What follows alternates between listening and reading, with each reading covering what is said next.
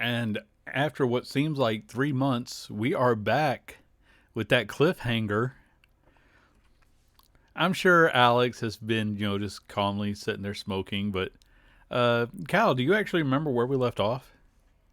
Everybody was dealing with the fact that you uh ran into the sire or somebody, and we're investigating something at the docks on the less frequently um habitated area, but ran into a very powerful being, and that's caused some issues for you guys because of the fact that um because of them you can't really push forward as it currently stands in that area, but you were trying to look for another way around to get the information that you need.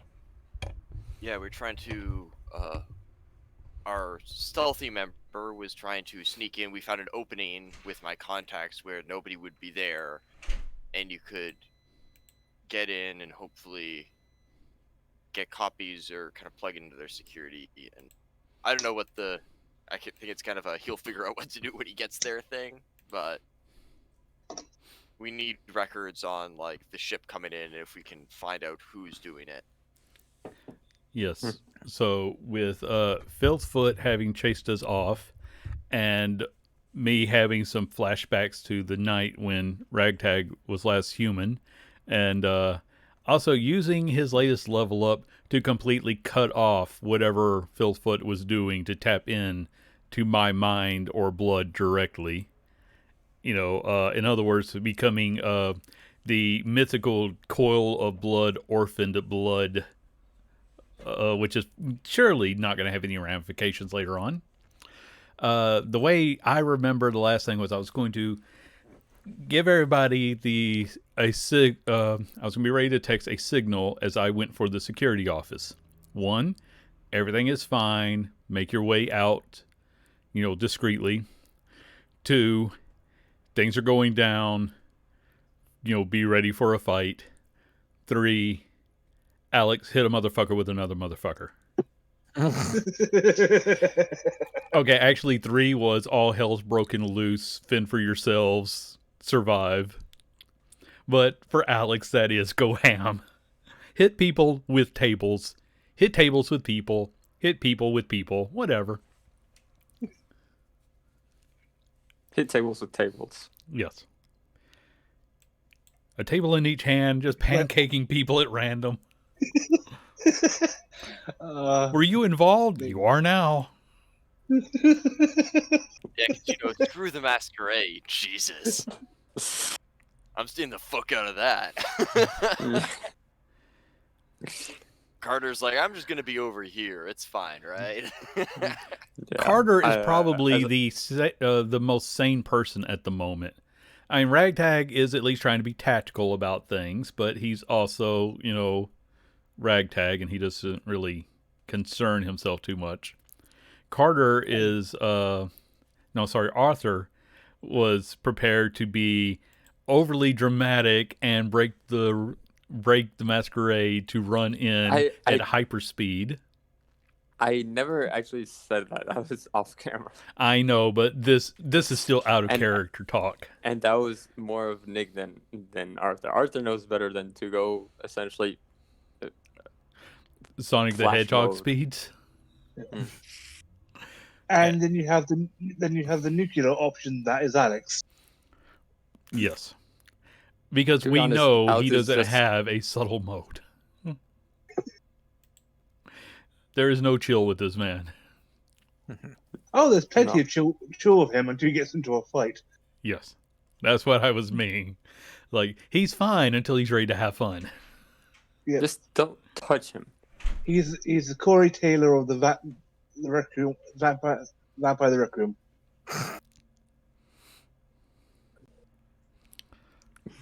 So, Kyle, whenever you are ready for whatever you have planned.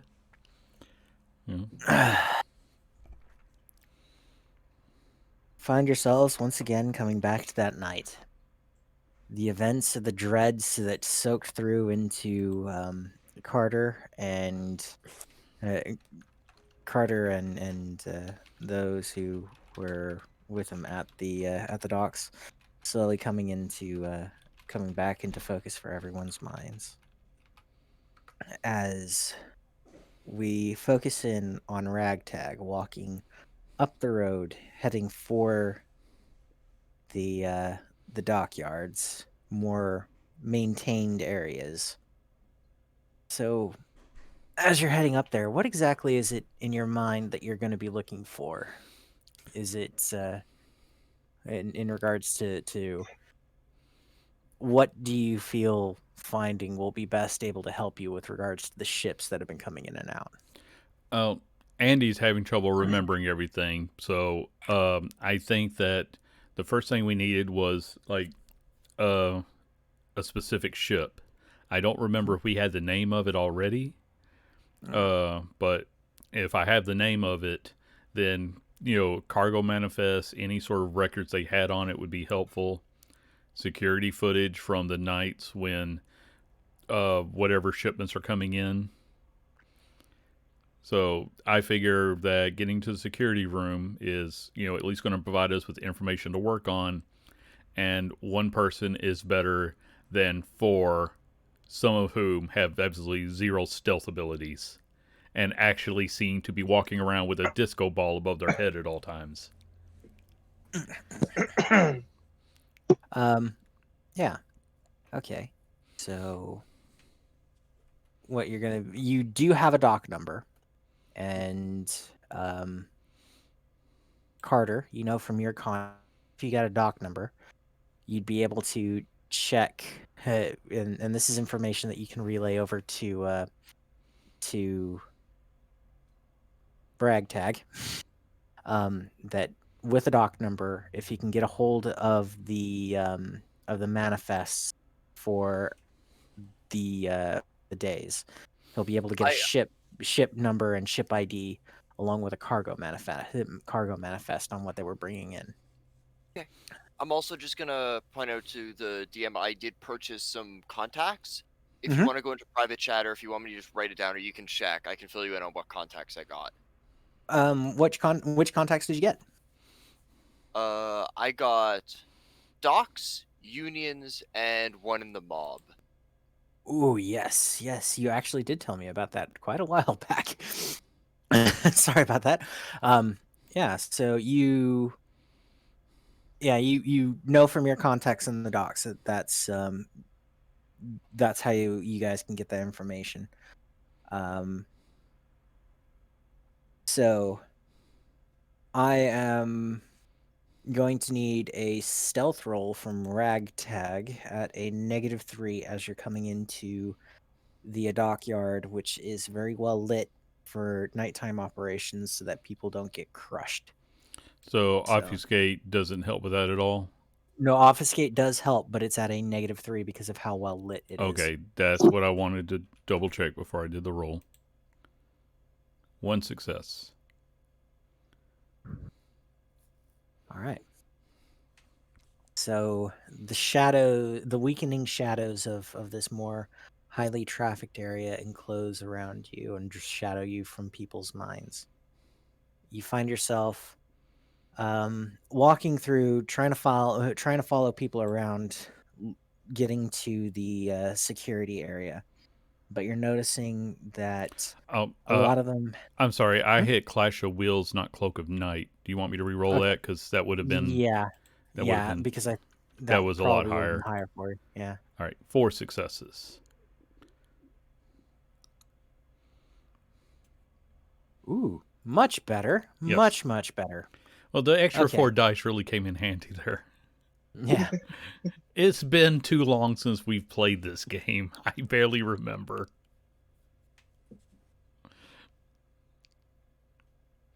So, yeah, the darkness around you sort of swims in and envelops you. You are able to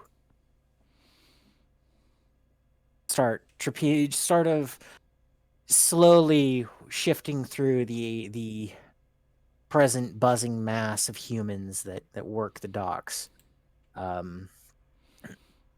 trying to find the security room. You notice something of everyone that's walking around. All of them have an ID tag with what looks to be a key fob, and when it comes to those people who seem to be giving out orders, and every so often one of the guys giving out orders will jump back to this office area and come out with more papers, sort of directing other people towards ships that are coming into the docks, and helping them unload and load up cargo from the ships as they come and go. So that looks to be the main place to get the information that you're looking for. Does this look like something that I can get into? Because when we were making this plan, I thought the area was mostly deserted. The area itself, the area of the docks that you were able to get, that you were originally investigating, was quite deserted. All right. This area where all the cargo manifests and everything is not deserted. This is the active part. So this is where all the security and stuff is. Okay. Does, based on what knowledge I have, is there any point where it shuts down, or is it a 24/7 operation? It's a 24/7 operation. This is one of the main docks that runs between the U.S., Canada, and internationally. When it comes to the Michigan area, the only way that you're going to get anything more busy is if you go up north towards the bridge in Michigan, leading from the Detroit County area. All right. Well, I guess I sneak around and see if there is any place that's going to give me the best opportunity to get in, or if I think I can get a pattern where there's a moment for me to slip in. If it appears to be completely unavailable, I'll just have to abandon. Didn't I know a time where he could slip in and there wouldn't be anyone around?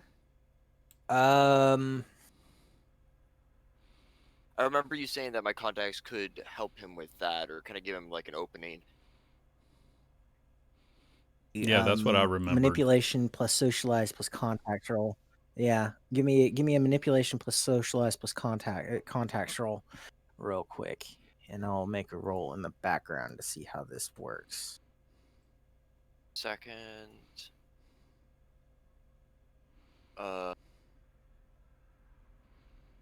Manipulate plus what? Contacts. Socialize plus contacts.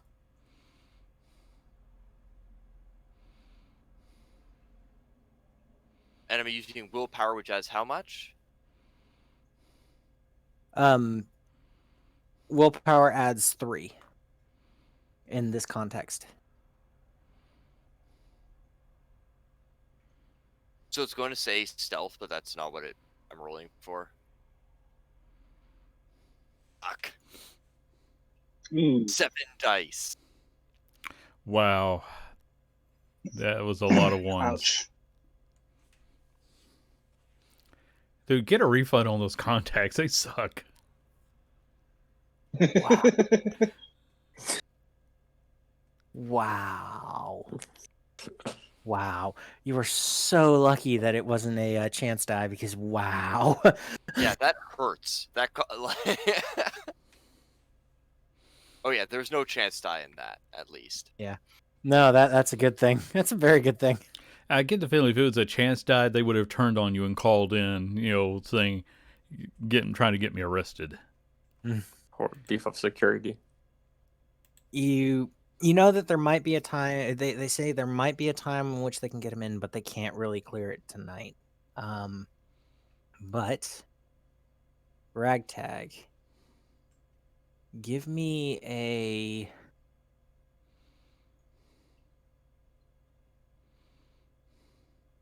let me just see here. What would be appropriate given your actions? because this is something that's quite intelligence based. So, yeah, intelligence.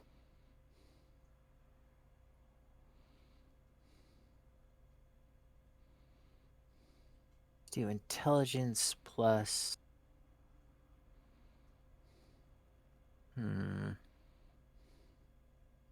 Intelligence plus subterfuge plus your obfuscate. Okay. That's gonna make it pretty high. I know. Oh, I'm not warning you. I'm just happy. All right. 7 successes. Yeah. Wow. That was out of 15 die, so that's still could have been better.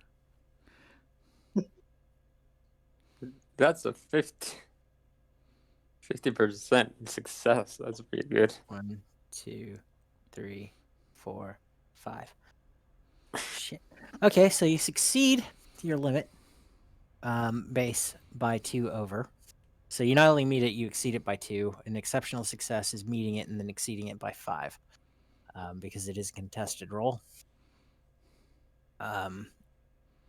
So what you notice is that you can actually get into the security office by waiting until one of the guys is coming out and then slipping in that way.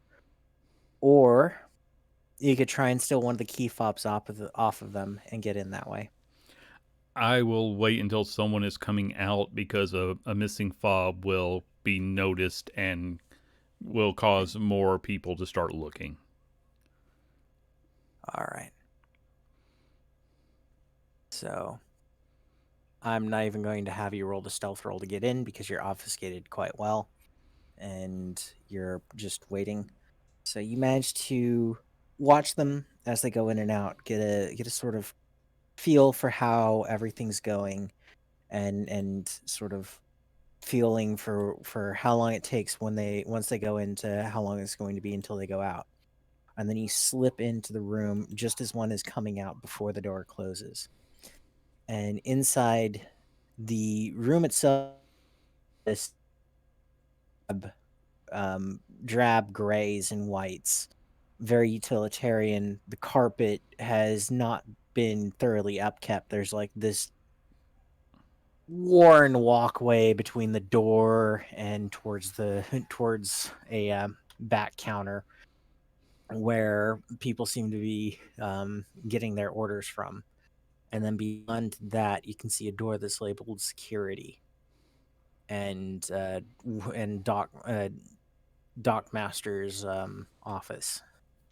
There's nobody at the desk right now, but there is a bell on the desk. All right, I am just going to sneak to the door, and I'll give a listen before I open anything, but I'm just going to go straight on in if I can. All right. Give me a perception check at a minus 2 for listening in on the door. Okay, I'm trying to double check what my perception is. That's wits plus comp. Okay. Or wits plus investigation. But in this case, it's wits plus comp because you're just listening in on a door. There's not really much to investigate further on that. Yeah. Okay. Negative what? -2. -2. Okay. 1 success. You hear a muffled voice coming from the other side of the door. It's like somebody who's really aggravated, not really liking what they are hearing currently. Okay. And seems to be an argument before they slam down the phone and you start to hear the flick of a lighter before breathing in and out, and then they move around in their chair as if getting comfy right there.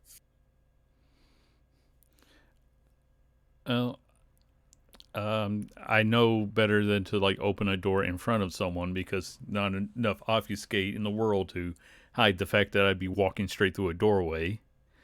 Mhm. Is there somewhere that I can kind of hide?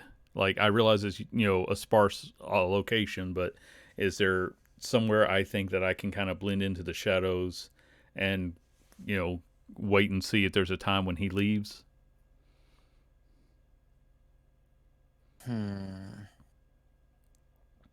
Or maybe even like crawl into the ceiling if it's one of those cheap segmented tile ceilings.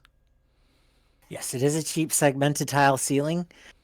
Give me a Dex athletics check to get in that ceiling. Okay. I'm trying to see if there's anything else I can add to this. Um, so just my dexterity. Your Willpower is always the thing if you're that nervous. willpower, and you can spend a blood point to amp up your dex. So a willpower point will give you 3, amping up your dexterous. I'll add a +2 into it. I'll go with a willpower. So that's 2 added in. 3. Oh, willpower's 3. 3. Okay. Yeah. Unless it's into resolve, stamina, and composure. If you're adding willpower into a roll that deals with resolve, stamina, composure, it's +2. But if it's wits, intelligence, strength, dexterity, presence, manipulation, that's a +3. Okay. All right, just a sec.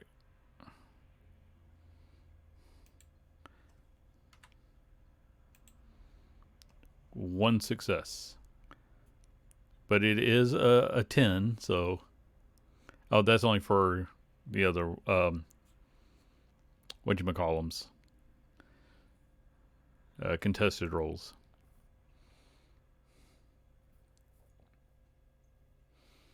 So you should have had number of dice 2. Should have had 4 dice on that. Oh, okay. It's No, Dex don't plus worry about it. Don't athletics. worry about it. Yeah. I thought I added the. Yeah, he's got no athletics, so it's a -1. I thought I added the 3 to my Dex modifier. minus. Yeah, so you did, but what it's done is the modifier is a modifier to the dice pool. So you did that appropriately, but you didn't submit the -1 for being athletic for unskilled in athletics. Ah, So, I mean, the only good thing about it is that it removes the 1 that you rolled. yeah. But yeah. Let's see here. Okay, yeah, that's where I just So- can't read the fact that athletics is unskilled. I have to basically type these things in a second time to just know I have don't nothing know in what it. Well, happened to these sheets. it's any physical, right? I- Any physical skill, any physical or social skill you're not, then you get a -1. Yeah. When it comes to mental Yeah, I skills, just it's a can't -3 read if that you're over unskilled to in the it. side. I've got plenty of physical skills, but athletics just isn't on the list. No, I know. It's something up about this sheet when it comes to how they're we will constantly done. be complaining about this sheet, Yeah. but Well, you can see the minus. This you can't see the social, physical.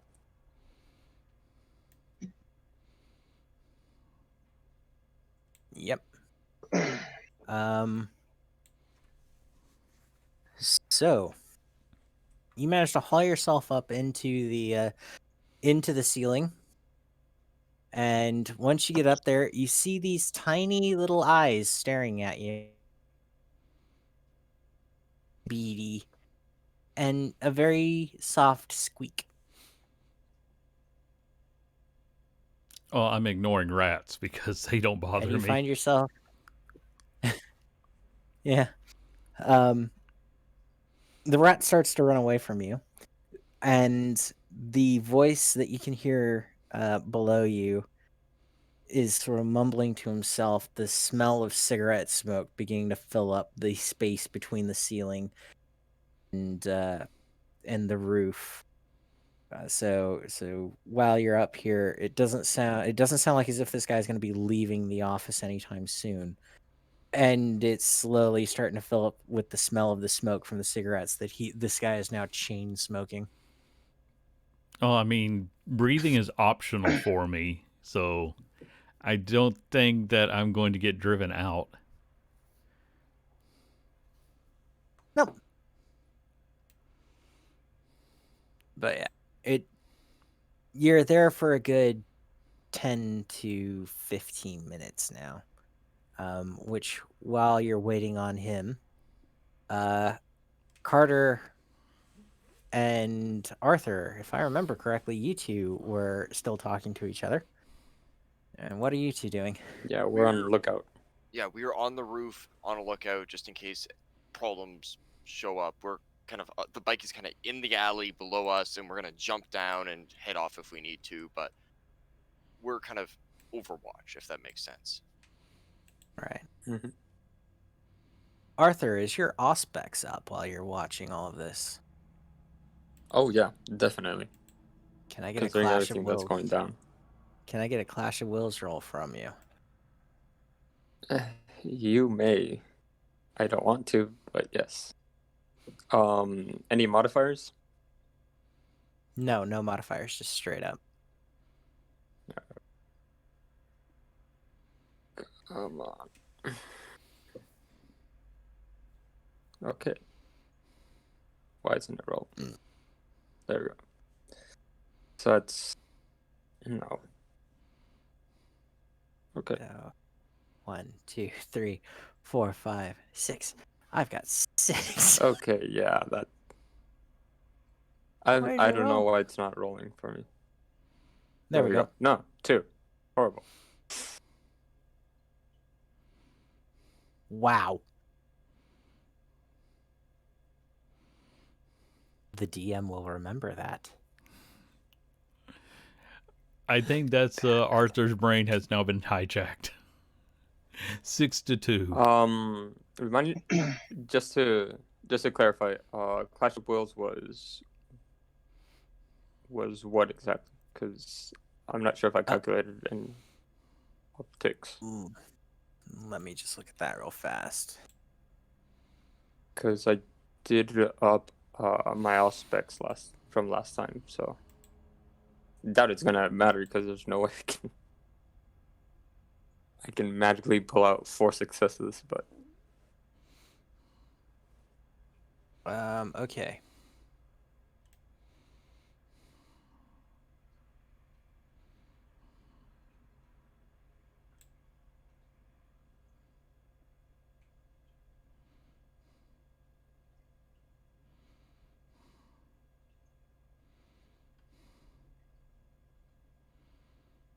okay.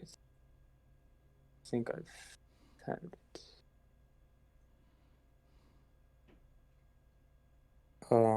Clash of Wills. Yeah, if I remember. Right.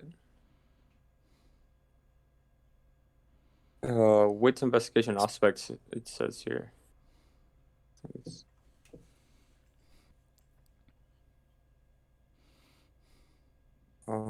So 5. Yeah, it would only give me 1 more dice. This is why I burn built willpower for the important stuff.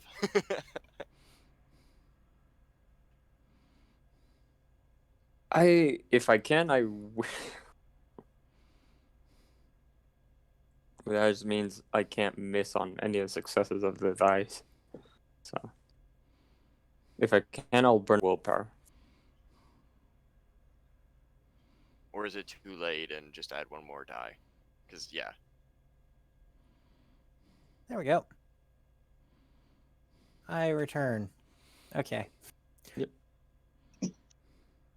Can I burn a willpower? Reason my internet Or went is down it real just quick. too late?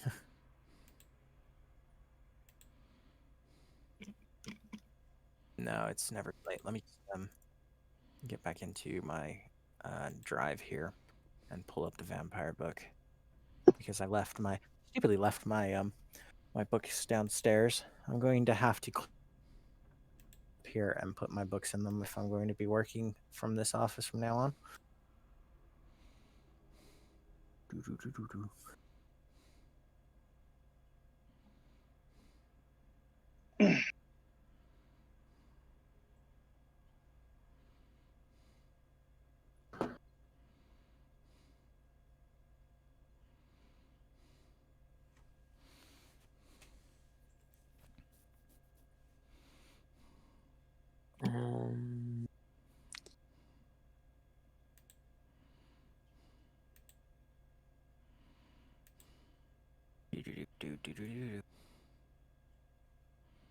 Come on, come on, come on.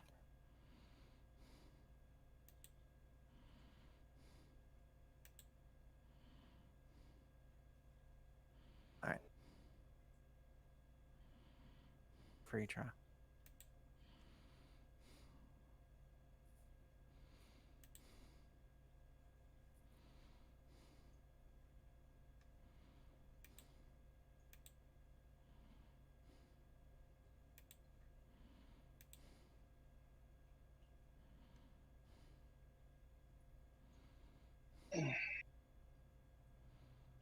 Dead cultures.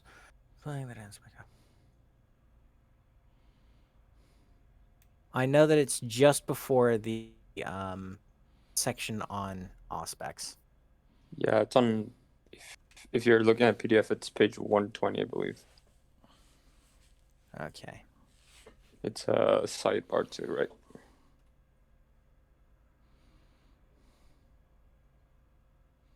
All right. So, did you calculate it wrong? Because if I remember correctly, I'm not finding it on here but that's because my stupid thing is not allowing me to look at anything right now in regards to PDFs because this computer is so brand new. I haven't even worries. downloaded Foxit on it. On the bottom, the ruling just says, and I'm reading as per what it says in the book. It says just the general rule of thumb is to apply the same system, but in regard to whatever mechanic is used. So the one using aspects is with investigation aspect. The only thing that changes is the person doing the defending, trying to hide. So I will burn a willpower, and I just add one more dice. So at most I can get a tie. Okay. Nope, not even close. Yeah. The DM will remember that. So yeah. And Arthur. Yeah.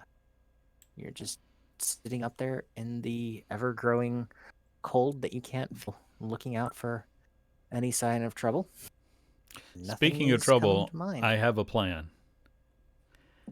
I am going to give it a couple of minutes, but when I decide that, this guy is pretty well settled in his office, I text Alex and say, I need a distraction that would get the boss out of his office. Try not to kill anyone. Big beaming, big shit-eating grin appears on Alex's face. This is my gift to you. You forgot the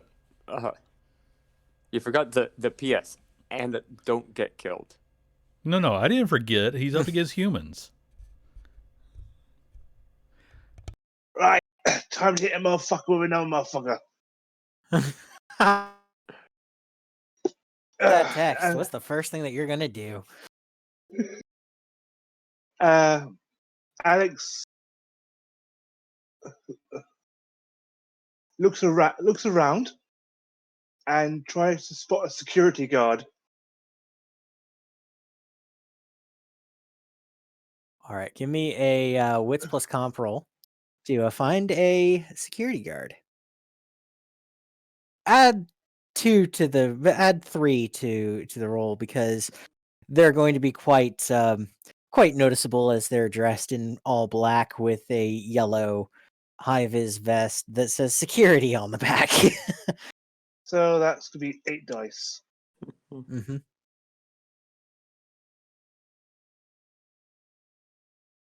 I swear, if you get if you get 0 on this, I'm just gonna giggle.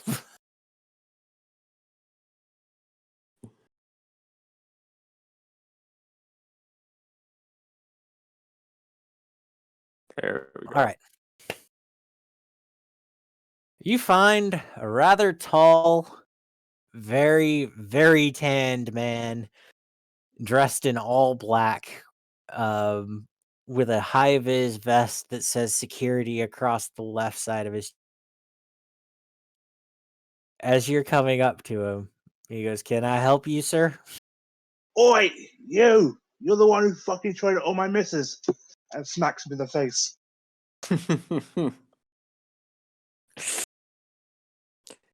All right. Just about what I expected.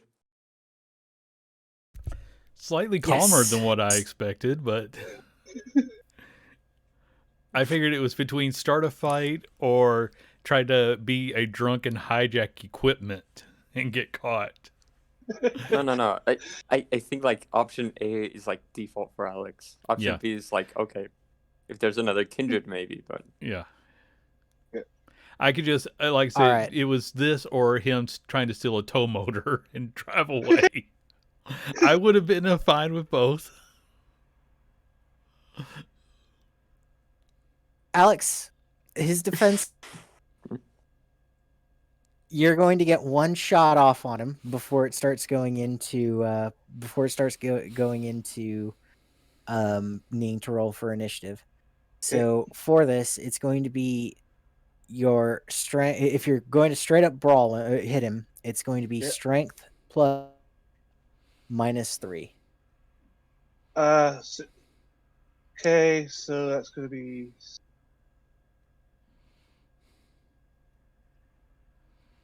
Yes, it's 5 dice.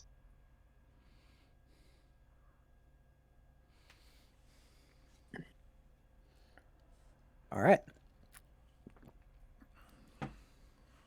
This is going to be interesting because there is the chance that he might just clock this guy out in one punch as well. I've seen it happen. Oh, no, he didn't clock him. Okay. All right. So now we roll initiatives. So it's plus your initiative D10 plus 5. bottom of your sheet under initiative mod. Yep. So I just want to point out I love how Alex names every skill he rolls. For people who are All right. not seeing this, it's things like find a motherfucker, punch a motherfucker. Charm a motherfucker.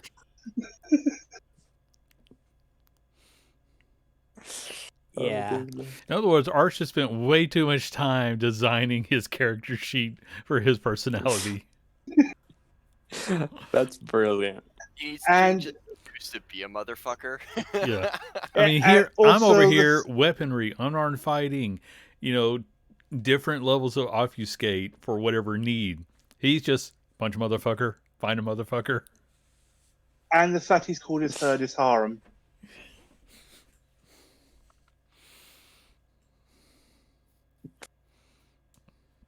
Wow.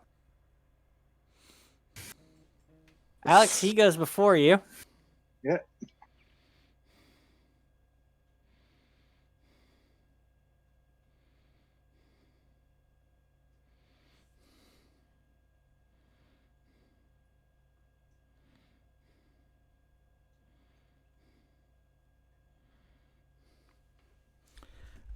And guys, I got to go take care of something. I'll be back in just a moment. Oh, this is going to be funny. After he takes the punch, he then just looks at you, quick draws out a stun gun, and fires it.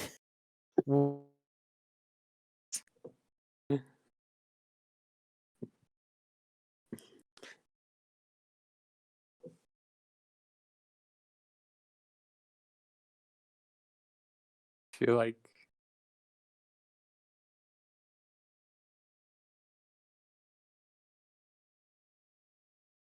This will be interesting.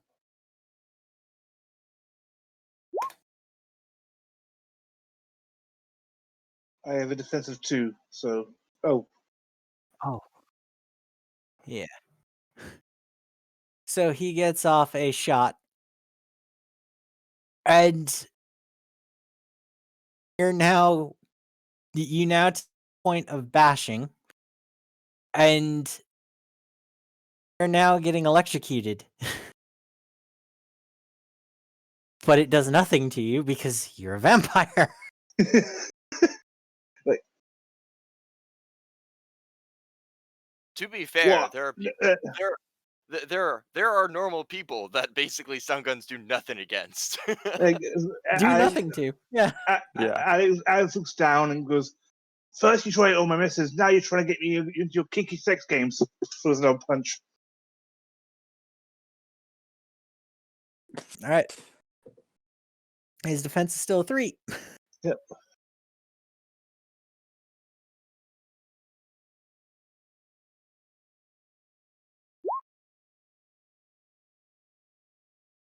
Ah, he takes another point of bashing.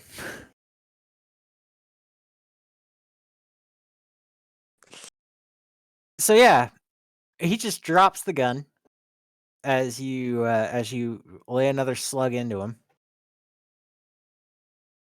and he comes up with an elbow straight to your face. Oh, the face. Yep.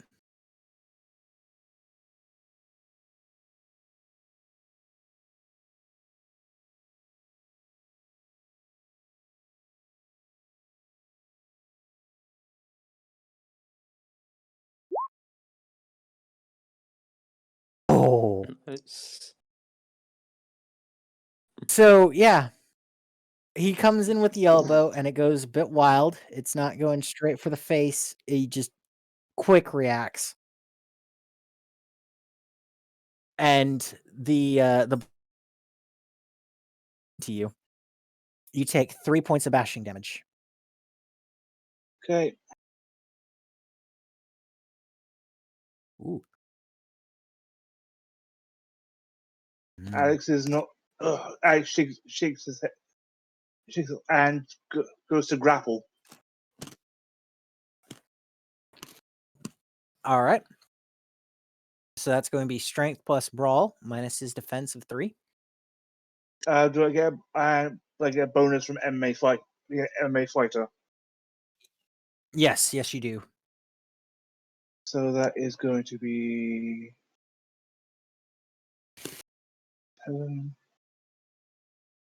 5 again. Mm-hmm.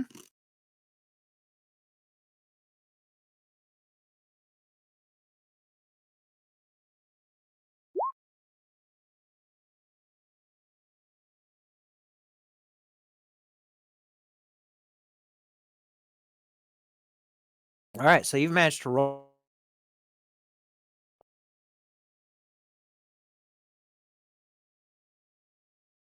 And he's tied up with you, so he can only make actions against yourself. As you're starting to, as this scuffle is starting to get more and more serious,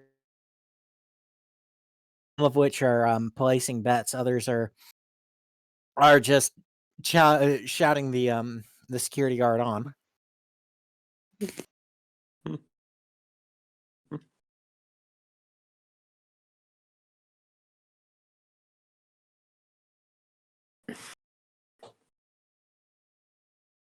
What is your strength, Alex? 3. Okay. Even though Alex's physical stats are only secondary to his social stats. I literally would never have guessed that. that actually generally shocks me.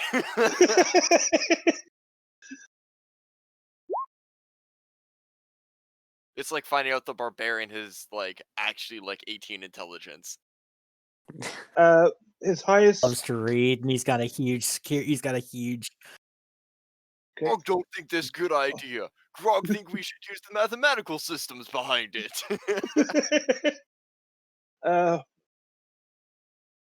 his highest physical stat is tied with his lowest Yeah. social stat.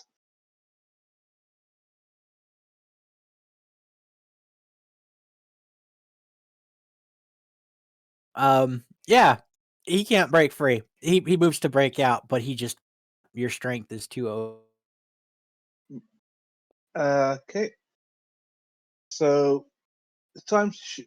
Alex is going to use a feature I rarely get to use. It's his Clinching Strikes. All right. Start doing that. Start wailing on this mofo. So I believe I get a point. So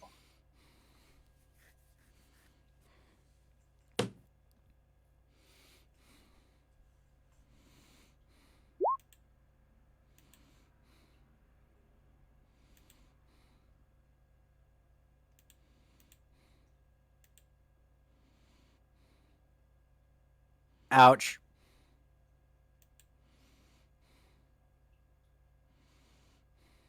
Take negatives from his damage.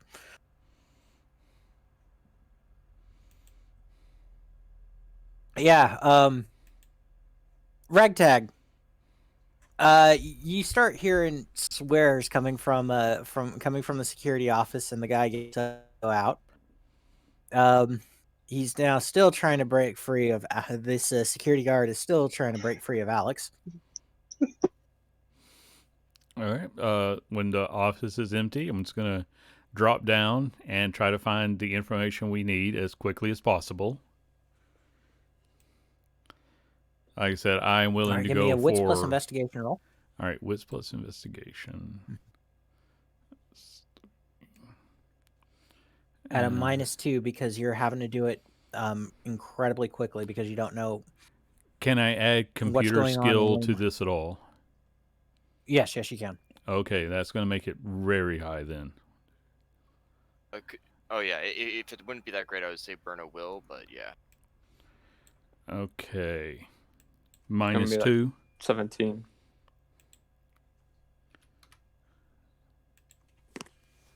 That is 4 successes.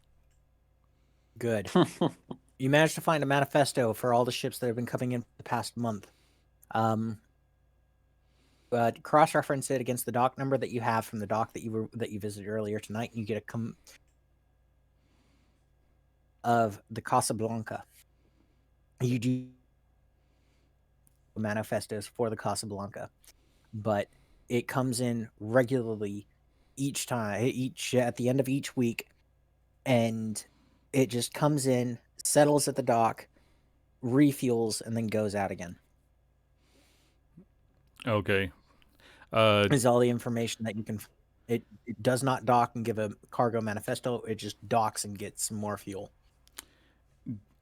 Is this at least information we didn't have before? I mean, like we have a regular schedule. This is more than what you had before. Okay, then that is a win.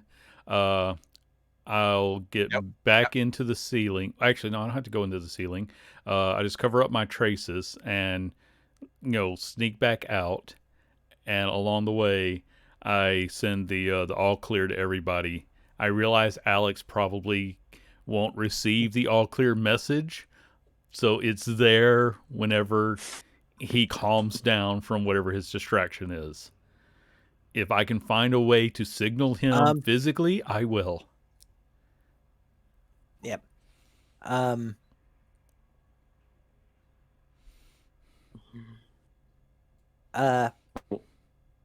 top of that, the guy has just broken out of your clinch. Okay. Out from your grapple with him. So what are you gonna do? Is Alex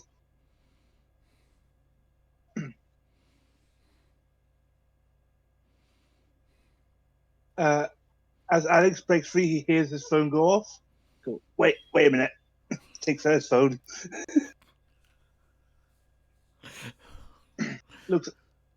looks at him, closes his eyes, like, wait a minute. You're not the guy trying to my missus. Sorry about that. And bolts.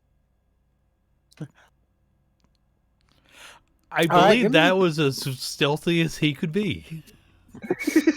That was subtle for him. That was bravo. All right, give me a Dex That- plus X athletics roll. Wow. Ugh. Okay. Dex plus athletics. If Arthur's looking at this from where they are, he uses expression like, "Did Alex not finish a fight on purpose?" Holy crap! You can not only see it, but with your enhanced hearing, you can actually hear what he says. How far away are we? You're quite far away. To your to your normal sight, even with that you're a vampire and can see in much lower lights. People off in the distance are starting to look are looking like, you know, you're seeing them from a 10-story building because they're more. Meanwhile, Arthur, who's just able to focus in with the further enhancements from his discipline setup, he's looking at them and hearing them like as if they're only down the block. You keep cutting out. I don't know what's going on with your internet, but Yeah, it is. Alright. Internet more than likely. I'm putting a lot of it just let me on just see if this fixes Discord it. because we have a much easier time whenever we're able to use other systems. So it's them just as much as everything Yeah. else. Test. Yeah, right now you're Yeah, coming in fine. Just when you try to say something important. So Yeah. See, he Yeah. just froze up again. So fuck me sideways with a wiffle ball bat. Gonna get us kicked How's off that? Twitch. Well, at the moment you're fine, but we won't know until you freeze again. This is the "are you asleep" argument all over again. Asking someone if they're asleep is a pointless question. There Isn't the are, answer they're obviously awake? yeah, there are 3 questions you just can't ask somebody. 1, is my internet freezing right now? 2, are you asleep? 3, can I trust you?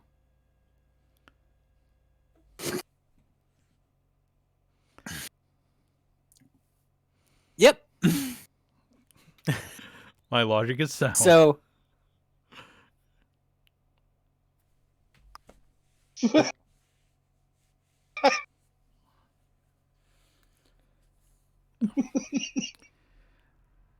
I swear, I'm just going to have to shell out the money to get Zoom for us all.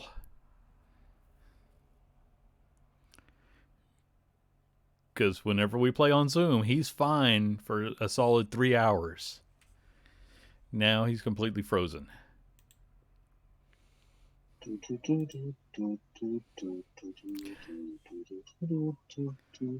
Yeah, that's just some of it. Bandwidth. I'm just letting you guys know I've canceled quite a few of my games. I'm just kind of cleaning up. But your game I have so much fun on. I'm like, no, I'll make time. I'll find. Always entertaining with you guys. Appreciate that. Okay, I hope he's resetting at this point. to be 'cause honest. Okay, I'm sure he's. To be resetting. fair, 90%. Oh god damn it! Yeah. To Oh, be God, honest, you lost 90% of That's that is two. Alex on his own. I didn't hear anything you just said there, Nick. You're freezing up too.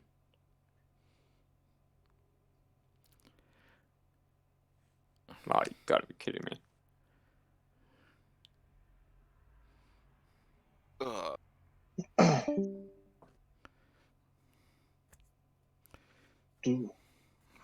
As much as Alex wants Can to you guys finish hear me this, fine now? as much as Alex wants Or to is it finish this still- fight, he knew that the fight was just a distraction. There That we go. doesn't mean we're not impressed.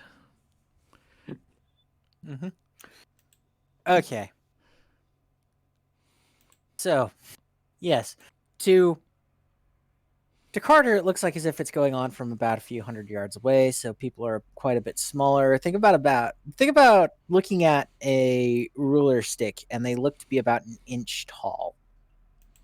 To Arthur, it looks like as if they're just down the block, and he can hear them like as if they're just shouting really loudly.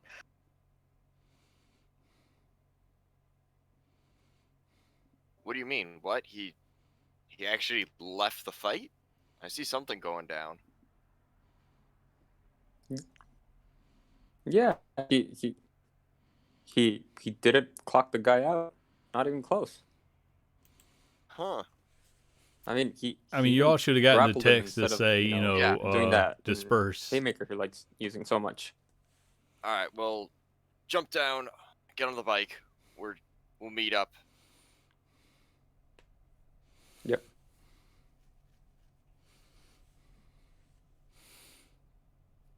Yeah, I think Al's just going to shut his camera off. It is not working right now.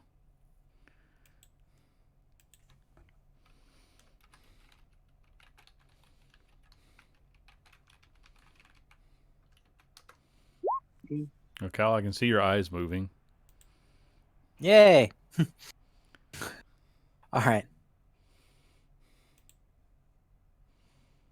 That was odd.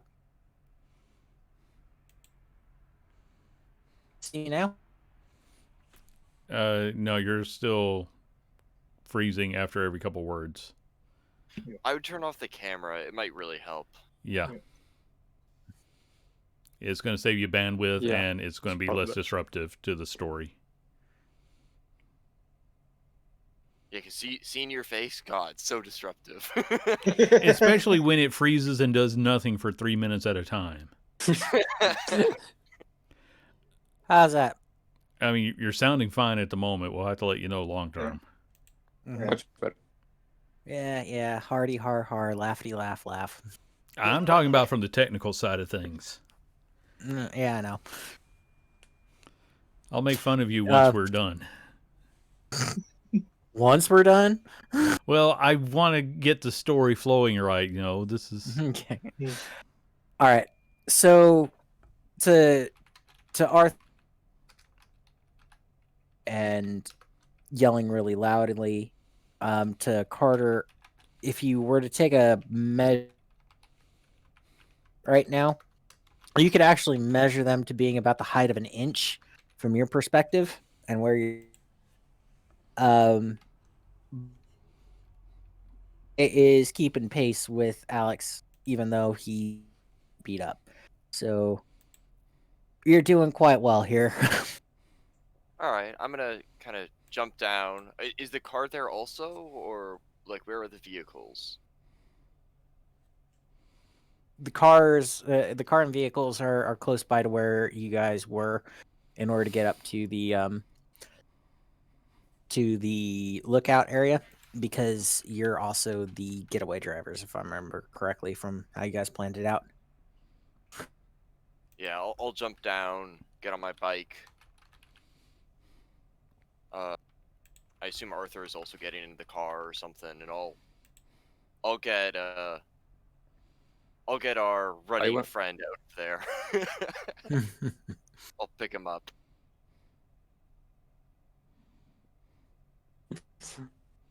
Yeah. I think I went with you on the bike though. Okay. Well, you can jump on too. Well. All right. All right. It's been a while. Everybody, well, Alex, give me one more Dex Athletics roll for running away.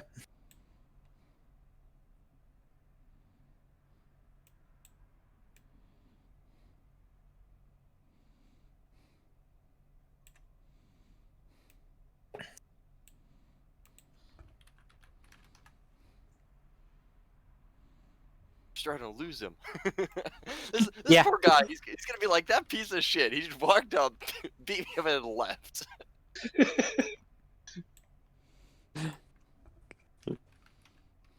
Okay, so you managed to run away, Alex. By the loosest definitions. Mm-hmm. It's almost like as if, as he's trying to catch up with you, he's just like, just forget this. This isn't worth my time. I've just had myself. Uh,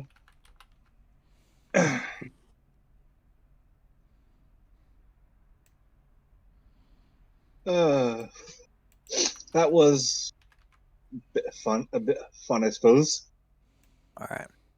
But Ragtag, you find yourself now the proud owner of the cargo manifest, or of the comings and goings of the Casablanca for the past month into the dockyards. Cool. I'm just going to casually stroll away. Because I don't need to do fancy escapes. Just surprised them. Sorry. No, I was going to say I just find the nearest manhole cover and drop down into the sewers and make my way home. And the biggest surprise tonight, Alex has self-restraint. Yeah, what time is it? How much night do we have left? It's now 1 a.m. You have about 5 hours left. Oh, nice. Oh. Yeah, I'm gonna kind of shoot a text. We should meet up and talk. I assume everything went well on your end. I'll just reply back. I've got a manifest, but but no cargo. Alex texts. You could have taken a bit longer. I was enjoying that. Got all there was. And we'll talk about it when we meet up. Oh, what's the closest house? I thought we said it was Ragtag. No, it was. I think it was Alex's. Mm-hmm. I do believe that you guys said that it was Alex's as well. Yeah. Okay. So you finally get to see inside Alex's haven. I don't know if I'm excited or frightened. Usually people that come into Alex's haven, it's a bit of both.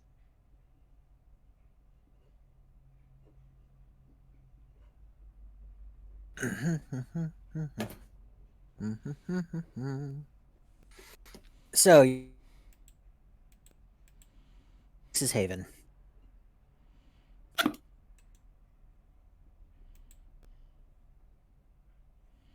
Alex, Haven? Right.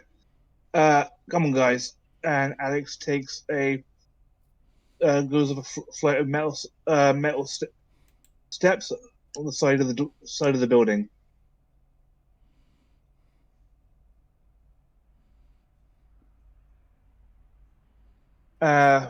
He waits for them before letting them in. It's quite a slightly, it's a little Spartan. Like, obviously the guy hasn't got much money, so he's got the necessities: double bed, nice corner sofa, and a CD player with a bunch of like vinyl, hi-fi with a bunch of vinyls and CDs and stuff like that. No, nothing out of the ordinary. Actually, quite basic looking.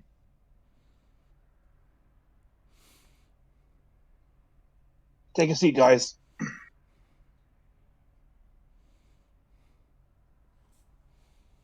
gonna sit down, get comfortable. Yeah, I'll Sounds do as well. Looks like you had a fun time. I could have had a bit more fun if the certain sun wasn't so fucking efficient. I'm not even going to say anything to that. Well, it's not like we can see. So, or like, I am not invisible all the time, you know. I mean, this isn't a case where I'm the invisible man and you can only see me when I wear a hat. well, I'm assuming that. So you just ignore me unless I'm talking. Well, we can't see you.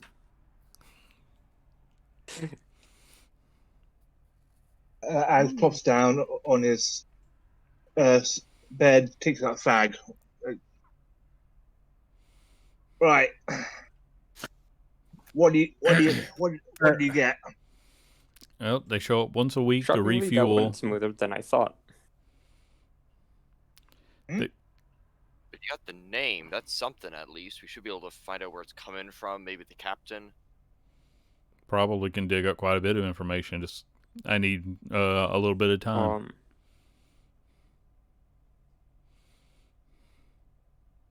Well, we don't want to head down there in person without backup with what you said was there. If he's as dangerous as you say.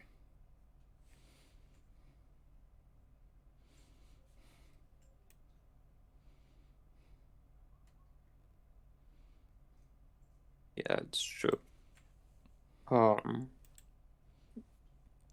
Turn to Ragnar and say, are you able to, with just the name and more or less the local area of the Great Lakes, are you able to like dig for info to see if there's any other ports that ship has been in, or is that something out of your reach? Storyteller, how much can I get with this information?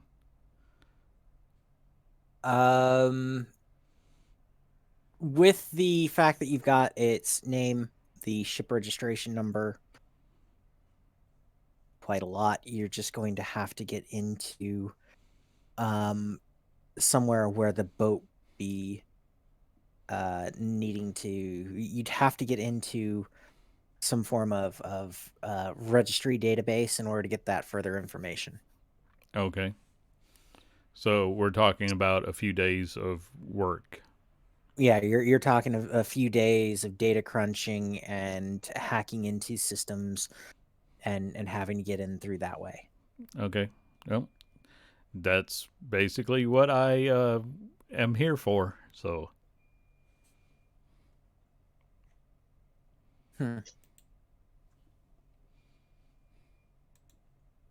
Right. So that on one side. So you're. Yeah, but yeah, from what this ship comes in pretty much to wheels and then goes off. Nobody knows exactly where it's coming from. Nobody knows exactly where it's going off to each time. But yeah. And I assume that they're using a bunch of false names and information whenever they need to. So, that's probably going to make it even harder to find anything. There's going to be just as much cross-referencing and bribery needed to get something useful. Yep. So, Storyteller, if I'm not mistaken, today's Tuesday night, right? Yeah. Is there a pattern? So it comes in every week during the same day, right? What day of the week does it usually come in? Normally about Tuesdays. Okay. Well, that was a stupid question. So we missed it this time. But Well, it should still be in the dock, but we're just not ready, I don't think. Okay. We don't know enough. Yeah, especially since Loki is unreachable for today. It's probably not a good idea. Well, here's what we do have for the client, and I forget exactly who the client is at this point. We have a name and registry number that we can start cross-referencing for more information. We know that Filth Foot is involved in some way, shape, or form because he was watching over the whole thing, and he basically, chased us off in different ways. And that should be a flag for somebody who's higher up and can start pulling more information about what he's up to.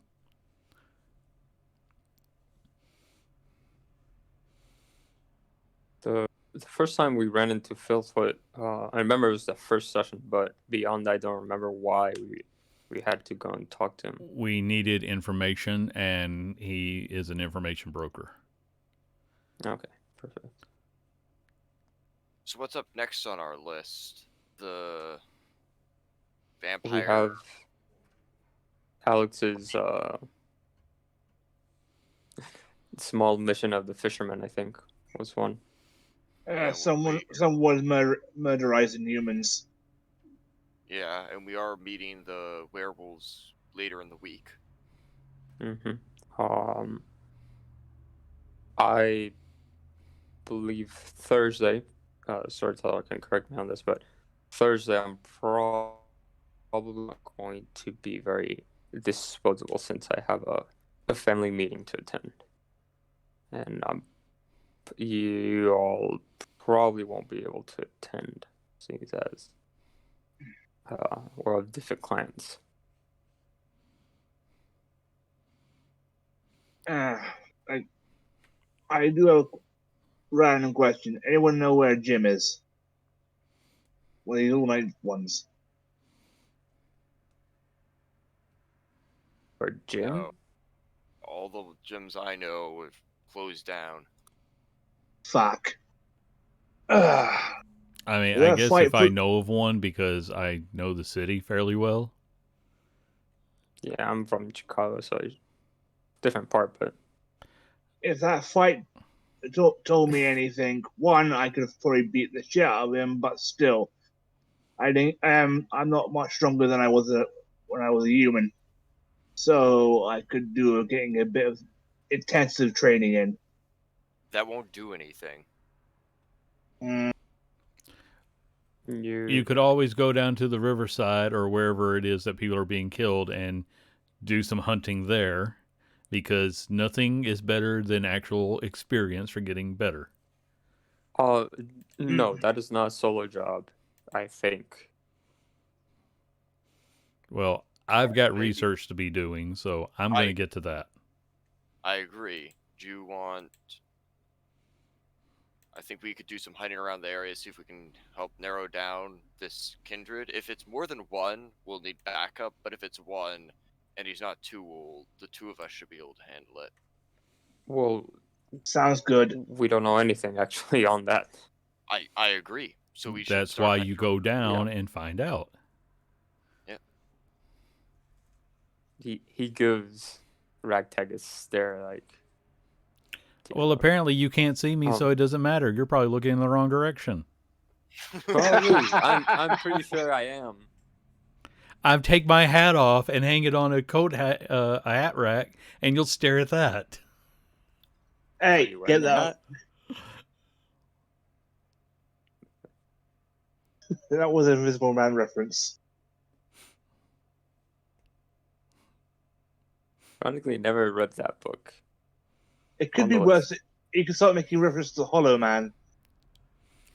It's going to be it's been a while since I've seen Hollow Man, so I'll have to wait on that one. But Fair enough.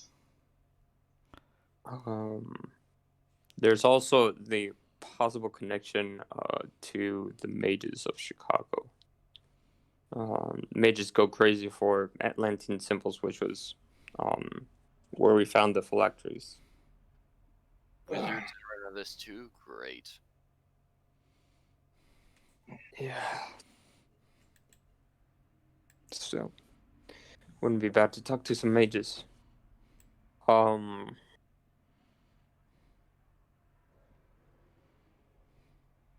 don't know what else we had on the docket. But I think that's about it. I'm still trying to get some research done on that symbol to see what we're up against.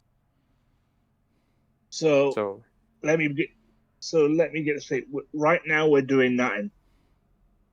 I honestly think that we should do some information hunting on the vampire that's causing problems. Besides that, yeah, I think so too. We still got Sure, 4.5 hours more or less. sure, sounds good. and I think I'm probably gonna keep doing some hunting on that tomorrow. But if there's anything else we need to meet up for, I think if something happens with Loki and he needs to get in contact with us, besides that, I'm gonna keep looking into this.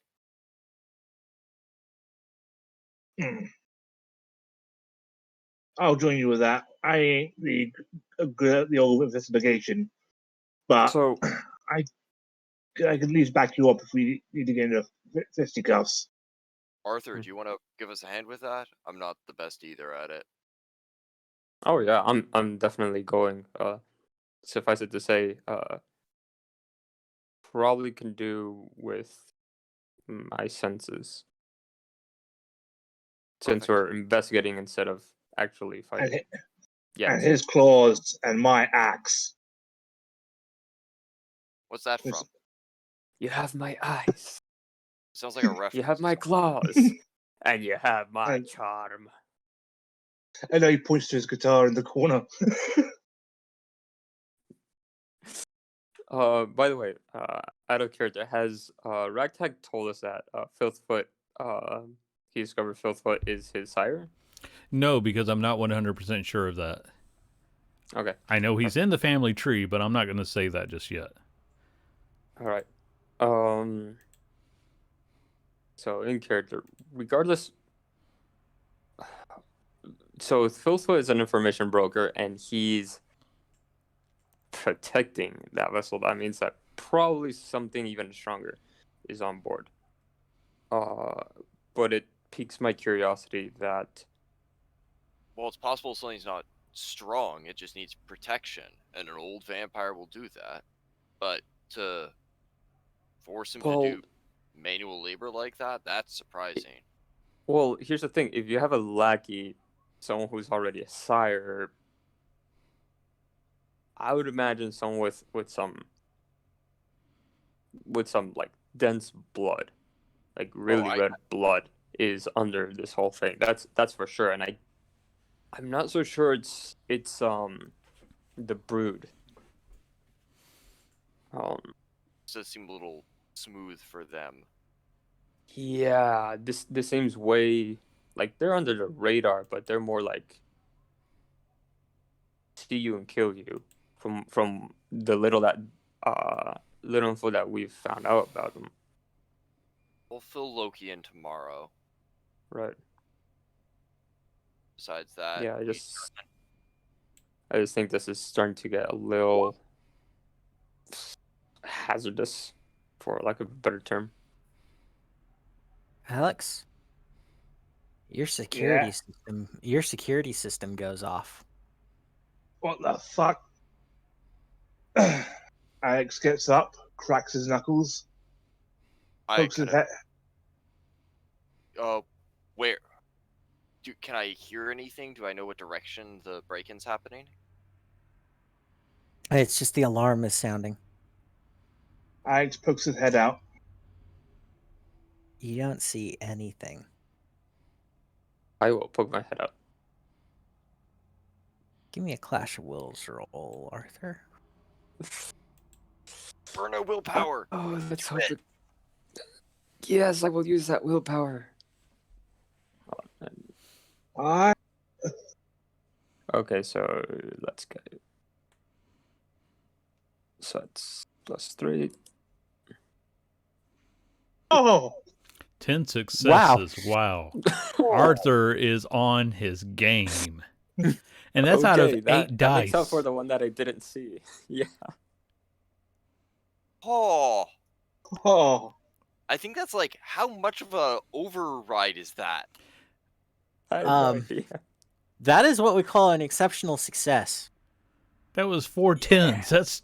That's exceptional. Wow. Holy cow. What the fuck?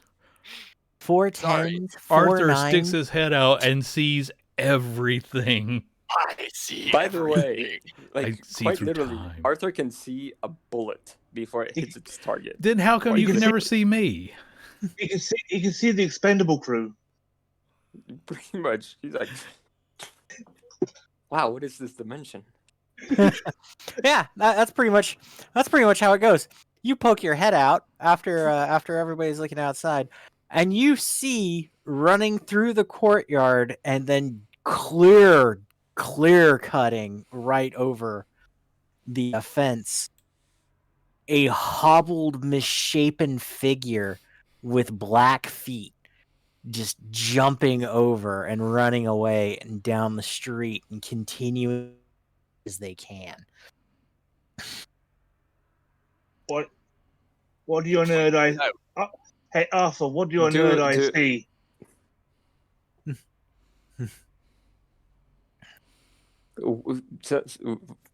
Can I try this? I haven't seen this figure ever, right? You have. You can roll your dreams, yes. Well, no, that's actually not why. Because I have no idea what it is. Actually, I mean, yeah, you've seen a sure. Nosferatu before. You I know will- they're usually a bit twisted. Mm-hmm. So that's a blood fantasy. So that's 2 for me, right? Yeah. Oh. Okay, one more. Okay, so that's 2 successes on that. You get 2 questions. Okay, so first, because I think it kind of weird that we haven't seen him regarding what's going down. Are you Filth Foot? Yes.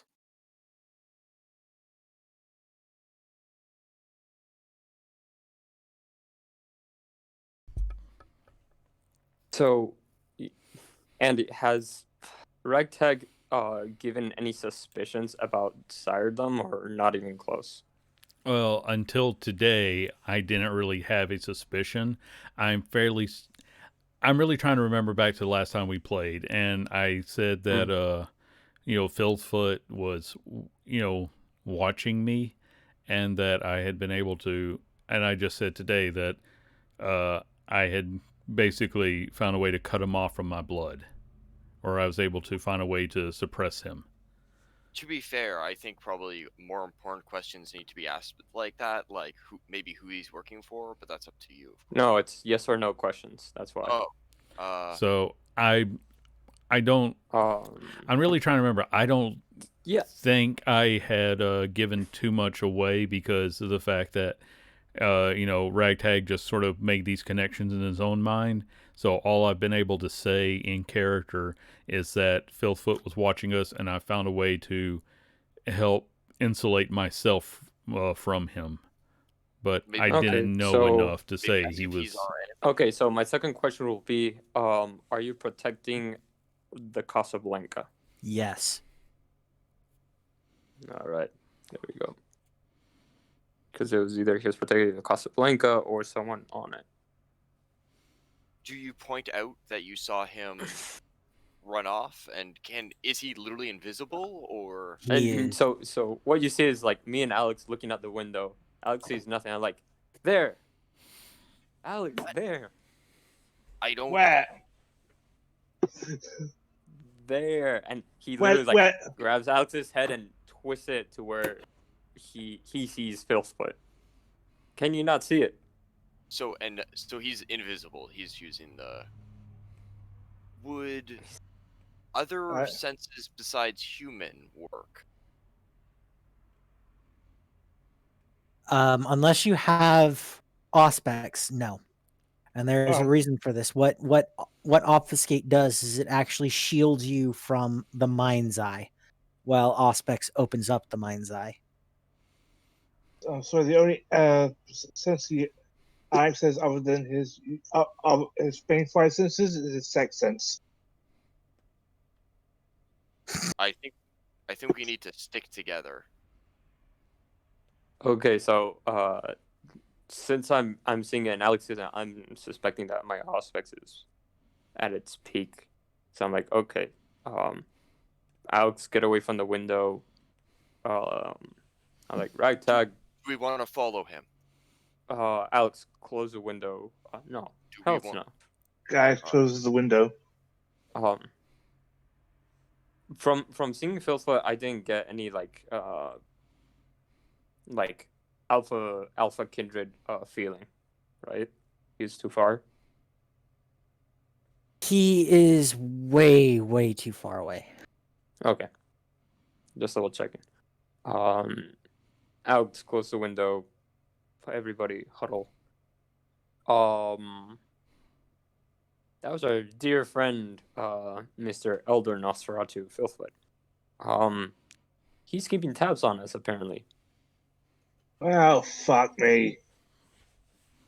Fuck. He knows where I live. When I- Yeah, it's a fair assumption he knows where all of us live. Do you When have I- any that well he can't get into my place, but do you have any mortals that live in your place?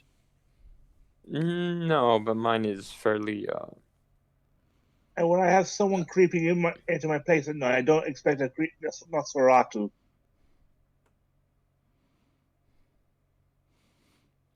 Be glad he doesn't know enough about home security to, deactivate the system first. that's true. I mean, that's the first thing I would have looked for. Older vampire on us. I think we need to talk to Loki tomorrow. Yep. Probably want to send him Oh, a yeah. text tonight so that way he's aware. Fair enough. I am Yeah. gonna text Loki. It's like important update. Checked out the boats. What's the vampire's name? Filth Foot. Filth Foot. Filth Foot. Filth Foot is protecting it. Right. Don't I know would have why. told him that as well. That he is protecting the Casablancas in the ship. Yeah. Itself. We know the name of the ship is Casablanca. Filth Foot is protecting it for some reason. We don't know why, and he followed us. Just saw him. Arthur just saw him duck away and make a break for it.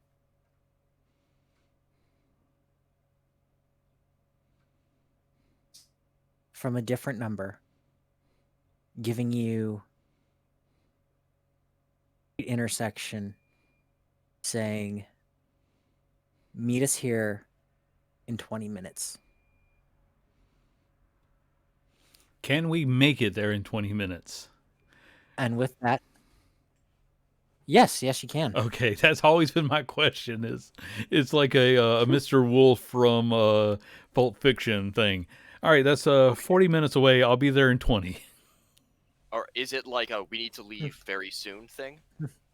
Yeah. Okay. You guys get in the car. I'm gonna get in my bike. Go. Just drive. Stay on major roads. Stay where the public can see you. But we need to get there.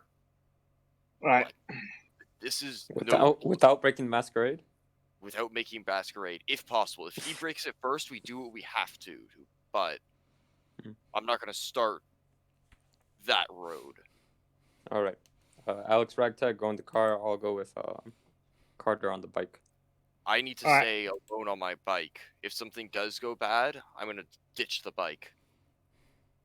Oh, Okay. but such I'll a go lovely in the car bike. with Alex and Ragtag. I don't even want to think about that. This is older than you guys are, so It's not that hard. Fair enough. I'm still a kid. All right. We start making our way over there. but like kind of we peel out of the driveway, kind of like. Yeah. Yeah, because nothing better for avoiding suspicion than driving like you're in an action movie. That's so much fun. Look, I'm not the one behind the wheel. I'm Alex is.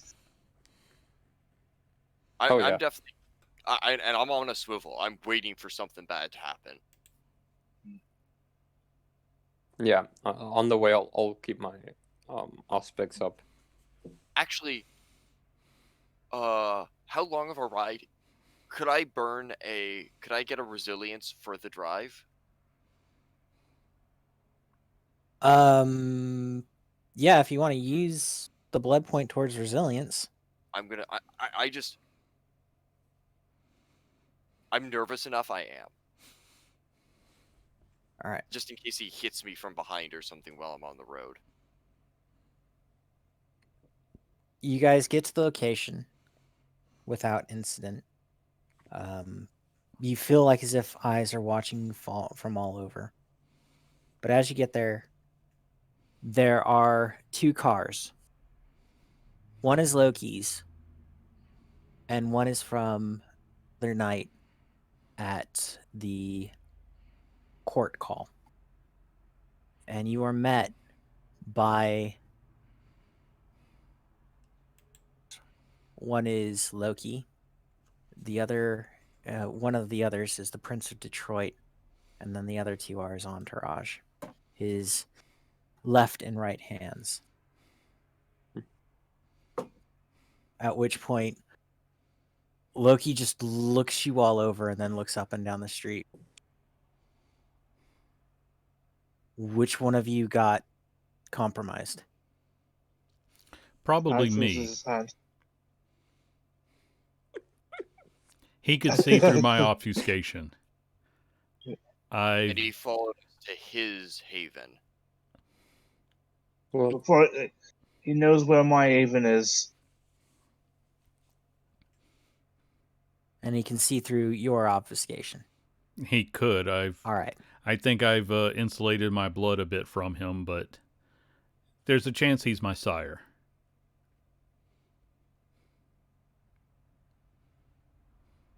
Well, it looks like fucking Shit Creek just ran right into your life and dumped its entire bit into your front yard there. I've been saying that since I woke up like this. Now I just Nah, Now I just know who it is that blew up the dam. nah, trust me, some chicks really dig that entire look. But yeah, this is.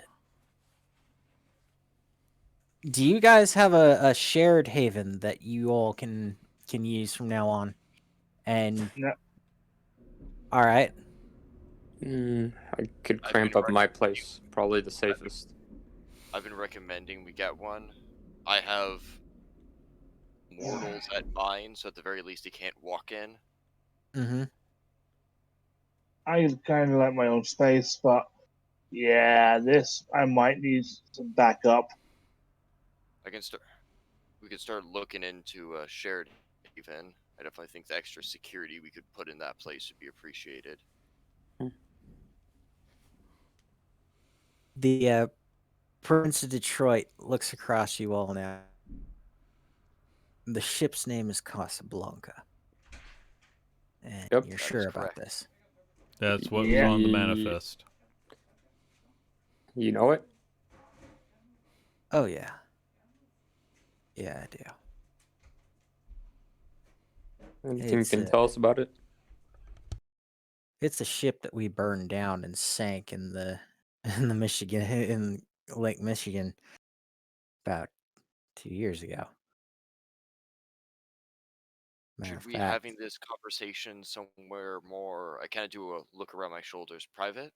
no, this is about as private as it's going to get because it's well known that that one was scuttled right in the middle of the dock. Well, Um, they apparently don't do any unloads. They just fuel up and move on. But there's got to be more to it than that, Oh, especially no, with registered.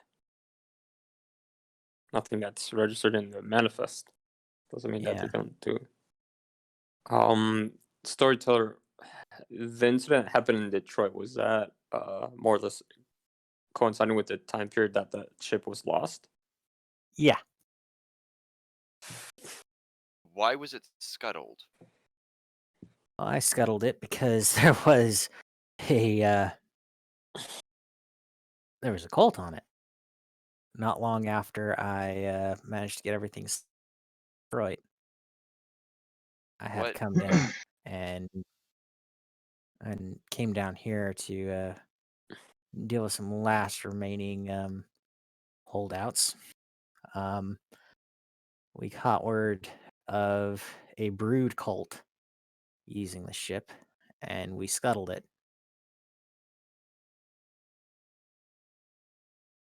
Took us 3 months to find those who weren't on the ship, and we're out in the Moonhowler took a lot of pride in hunting down the ones that managed to get to the outskirts of the city before we tracked them down. Um, What do I know about brood cults? um,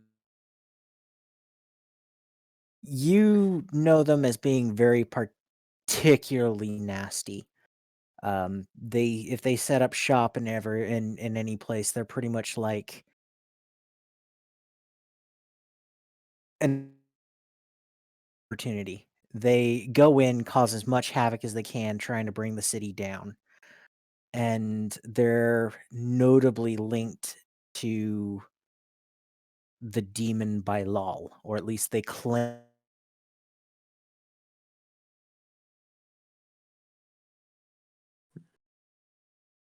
The brood and now the cult? God.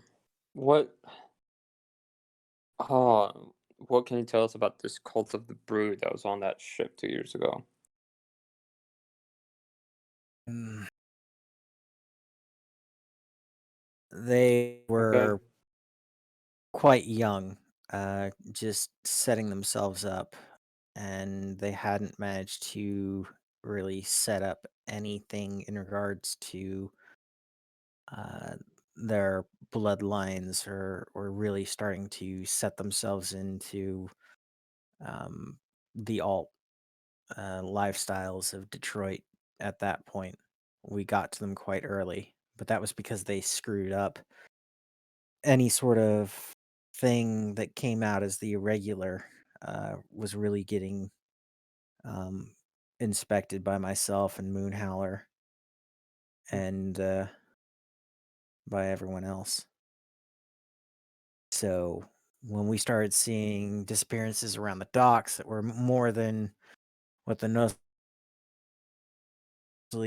going for, we decided to haul in, see what was going on. There have been disappearances recently in one area of town. We were asked to look into it.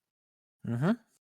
What are the practices or um the more, I guess, finer details about the cult itself rather than their execution? Um uh what did their rituals entail? Any form of magic, I guess. Oh, this one was very odd. They were performing a ritual, stripped a vampire of their clan and transformed them into something else. At least we think it was brood. They had all the trappings of the brood, but we couldn't sense them as other vampires like you normally can. The boat just went from a curiosity to a major threat. Um so can I what can I re- what does this ritual kind of sound to what does, from what I know about occultism and my practices and being a ritual caster myself, um changing a vampire from one client to another, how powerful of a vampire of a kindred, sorry, um would you need to be to get to that level to be able to do that kind of a ritual? Give me a wits plus occult roll.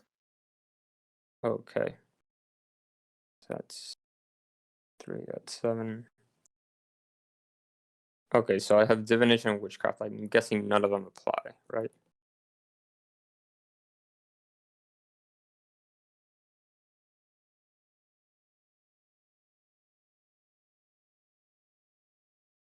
DM? Keeper?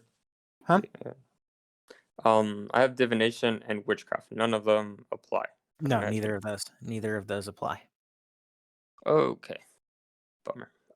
Just one success. Well, mixed bloodlines can sort of have that effect. It seems like as if a vampire is stripped of their clan, but really it's more like certain strengths much more prevalent, and it can confuse anybody who tries to taste their vitae to figure out what clan they are. But this is what it seems to be described as something quite different, something quite more out of the ordinary. You don't have any idea, and it doesn't necessarily the typical thing that Brood would do.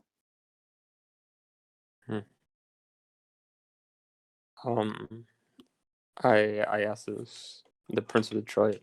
You mentioned shifting lineages of clans. They Does this didn't like shift, they stripped. Completely stripped the clan.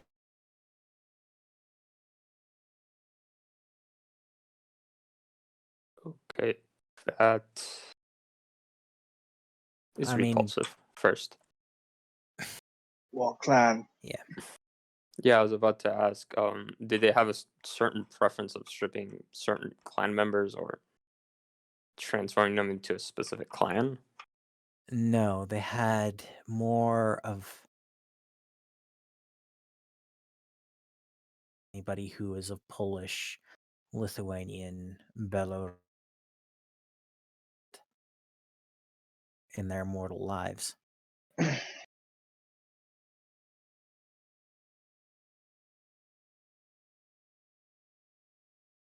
Okay, that's something.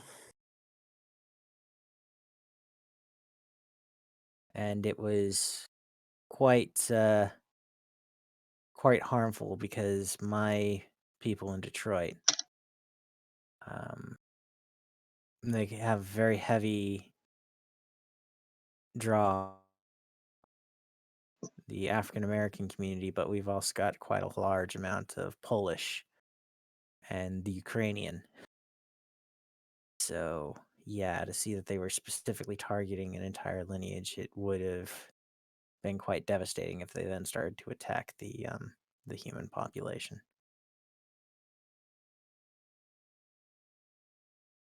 Yeah, that would be.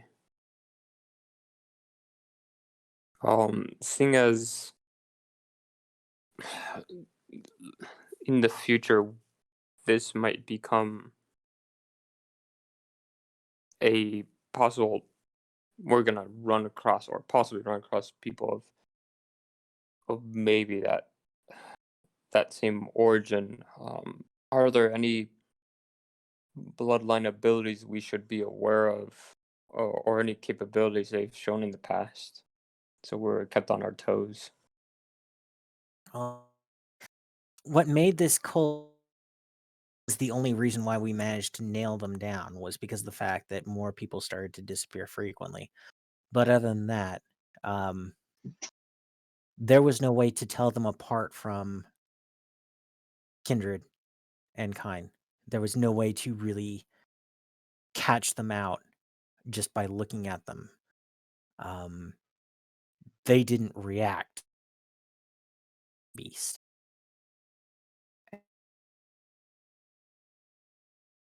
Wait, are you saying they cut themselves off from the beast? I'm saying that there was. I'm like most, unlike most of the of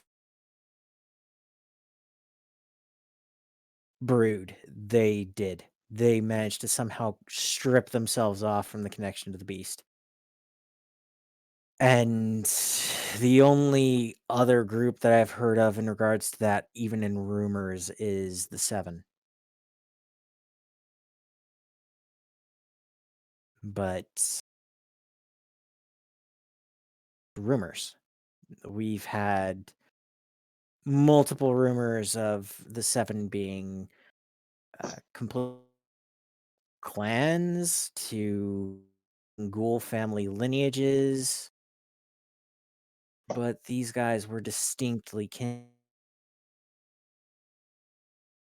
and a few of them were kindred that I had known their clan were stripped. You managed to find out how they were doing this? If you managed to capture a few. Didn't manage to extract knowledge of the ritual from them. Ripping out their minds, and my colleagues doing the same. Find ritual in their minds. Evidence of a ritual nature all throughout the entirety of the ship. And there was a shrine that had a very large brass pot. Storyteller, just for But clarification, this is nothing like my orphan blood ability. no. Okay, No, just it is nothing like your orphan blood I ability. just want to know Because if this. orphan blood Sorry. orphan blood still means that you have the beast there. It Mhm. just means that orphan blood means that the beast is.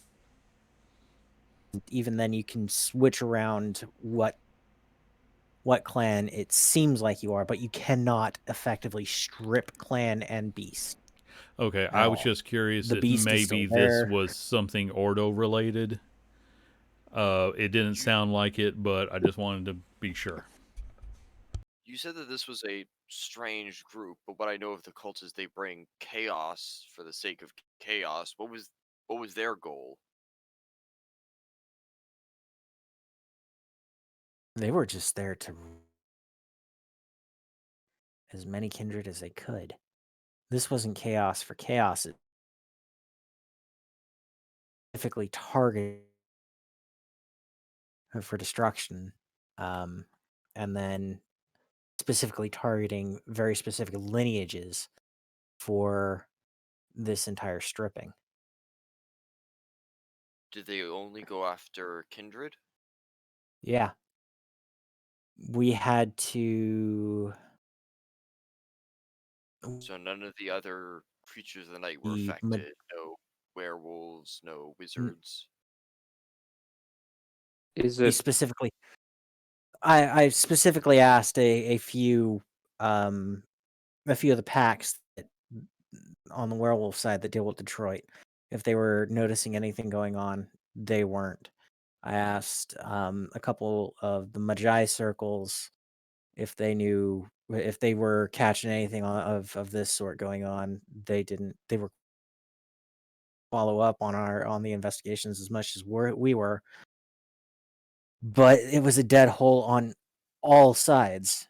Once we got into the ship after clearing out the Colt, and we tried to look into the history of the ship on a sense, neither us, the Magi, plane of existence detailing what the hell they were actually doing. It was like the ship itself was a black hole. So we scuttled it. is it And sorry. as far as we're aware, it still sat at the bottom of the docks. Could you make a call to check? It's possible they just named a ship the same in honor of it, but Yeah. I can make a couple calls and I can get a scuba team out there to try and see. Also, you may have answered this already. Sorry, I got spaced out. What lineage were they after? Or was that the whole Polish thing? Polish, Lithuanian, Russian, and Russian. Ah, what were okay. they like when it was removed? Did they succeed on the ritual? Was there what was left after? That hate. A lot of hate.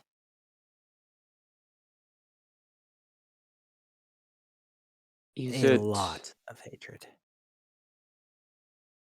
I think this is just a theory, but I think there's a possibility that this cult was masking themselves under the guise of maybe something akin to the Brood. My thoughts exactly. Probably not Um, the Brood, so we're the manhunt for the Brood is technically not true.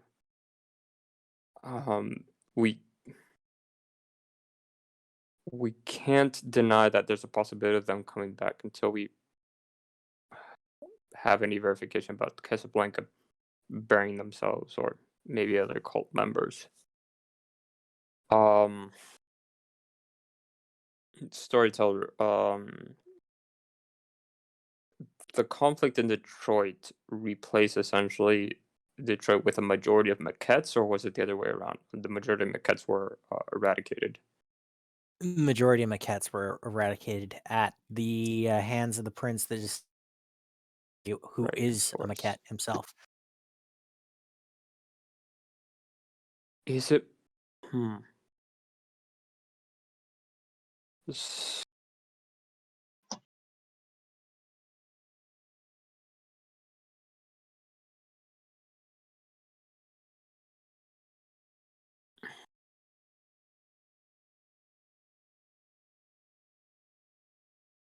Yeah, we need to do a lot more digging, I feel Yeah. like. Yeah, We've already started to contact, and I kind of turned to Loki. We've already have a contact with the werewolves. Um, Storyteller. Then you could afterwards you can tell me when that meeting was. I don't remember. It's Friday. been a while. Mhm. I think so. Your contact is with a group of all female Alex pack is of it. all female werewolves. Alex is perk up. Your hide. Um, Leave your hide. It's just, yeah. is there a way for us to, and I'm talking to Loki, for us to contact the Magi? Um, we have an Atlantean symbol that I haven't been able to crack yet, and I know they're turned on by that stuff. So maybe we can see if we can glean some information as to what it means. We found it down there, trying to get Percy and his own coteries phylacteries.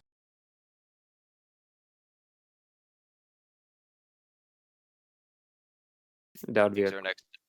Yeah. What else do you that think is our next could step? be. Yeah, I think The Loki and Loki and Tristan look between each other before just both breathing out in an exasperated sigh, squeaky. Because to be fair, at this point we're running into kindred a little out of our league. It appears this is far deeper and far more twisted than we originally thought. hold on. I turned to Prince of Triumph saying, I actually think the same cult you dealt with 2 years ago is the one in effect here. From the history you've told me, in this brief moment, we are essentially repeating the exact same steps with almost the exact same symptoms. I can't believe that's a coincidence. No, I don't think it's a coincidence either. But at the same time, if we're looking at the exact same symptoms, what's going to be the core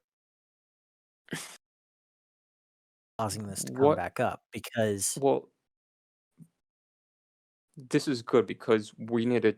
What boxes did you not check when you were uh on your side 2 years ago? Because that might be the hole we're looking for, where we should look into.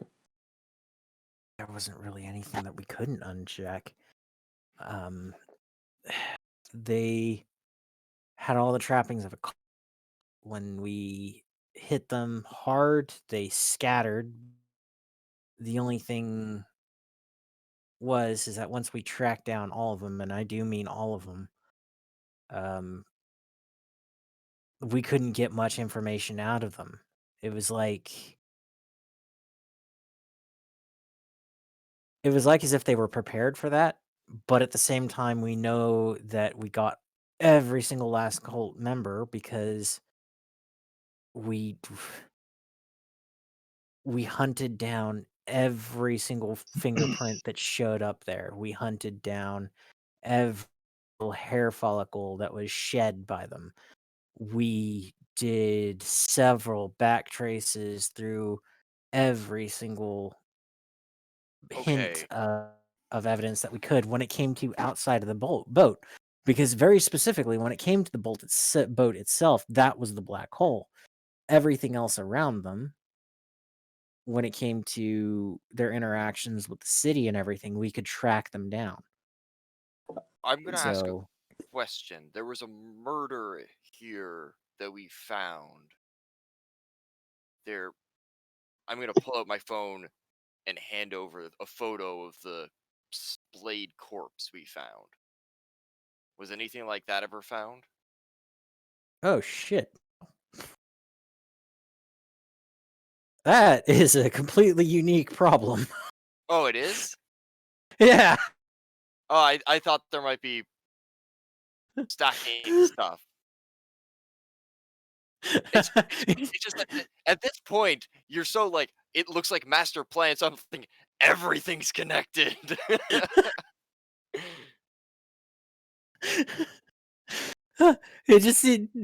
Yeah. It's a bit like, that one's new. Storyteller, I have a question. Does this black hole effect on this ship, does it seem familiar, although on a grander scale, of the occultation I have set up in my haven? Ooh. Yes, occultation would have a very similar effect. Oh, is like, god damn it. What? Okay, so remember every time you guys come to my haven, how it takes you like 10, 12 minutes more to actually find it than it should? Yeah. Because it should be there, but it's not there, and you kind of have to do that whole cycle a few times. It's it's kind of a it's kind of a maquette thing. Well, I've seen some Nosferatu get away with it. It might be the same effect on that boat. I'm not sure. Could they Um, fake its but destruction? Make it look. it's more like you You mean it's like when forget I take about my it. hat off and you quit seeing me? No, it's I actually worse literally hold because the like, hat off to the side to see which one you look at. oh, I'm ignoring the hat by completely because at this point I know Ragtag is just screwing with me. It's more like story you can butt in at any moment, but it's like you lose memory, like it never existed for the briefest of moments, or if it's powerful enough for longer periods of time. And I Could they? kind of looked at Prince of Detroit for him to like say, like, is this what it was like? Yes, but include that to be the fact that not only did you lose sense coming when she started looking into the background of it through sensing the memories of the ship and the walls therein, nothing was there. It was like as if this place was a blank canvas. And I know for a fact they destroyed it because once you pierce occultation that heavily, it's hard for it to continue on. It's why once you start noticing something more and more, it will fade away. The aspects of loss from the minds.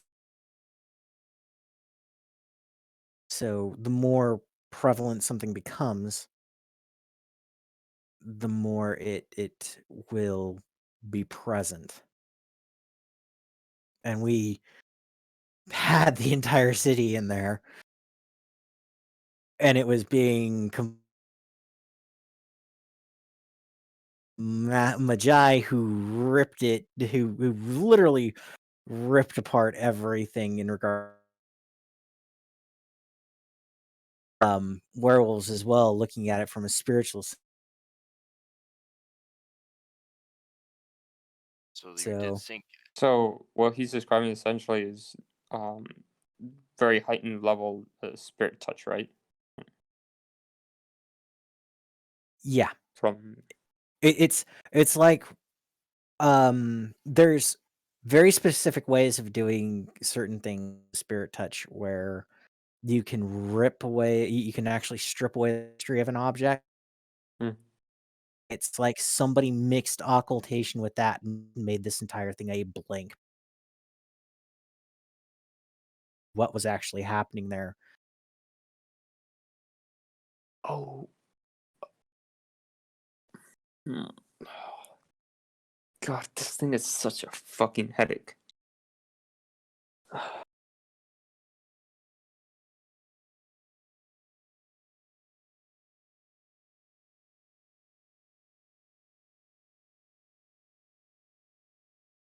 That's how I was getting once I was on there.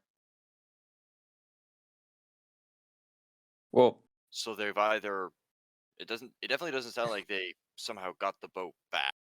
So they've somehow they're trying again. have Maybe somehow they got a few of them got away, or they meant to. Mhm. Is it possible that that was a branch that you destroy, not the source? It's possible. I mean, for them to have So a vampire of that level of skill with them, how powerful were they, by the way? A lot of them were just almost Thin like bloods? you like as if they had just been embraced that very like not even some of them. Well, the vampire that I know, they had been around for nearly half, but all like months old. But yeah, there wasn't any other vampire that was stronger than somebody who'd been around for 40, 50 years. okay, so question. From what I know about occultism, and what I've heard about what the prince is describing, if I were to use drops of destiny on the ship, in theory, would it work to find the ship? It's not like I want to pinpoint so we can go, but just to see if it's detectable. Um, no, it wouldn't, because while Okay. drops of destiny can help find something, it would that has to be there across multiple planes. And if up as it's not there, even though you're looking at it, it's not going to be there. Right. Cause I will actually do that. Essentially, what they're trying to do is confirm that the original Casablanca, if it has the very same effect, if this is the original or it's just a namesake. Mhm. At least to get somewhat of a, uh, I guess, just to discard that po-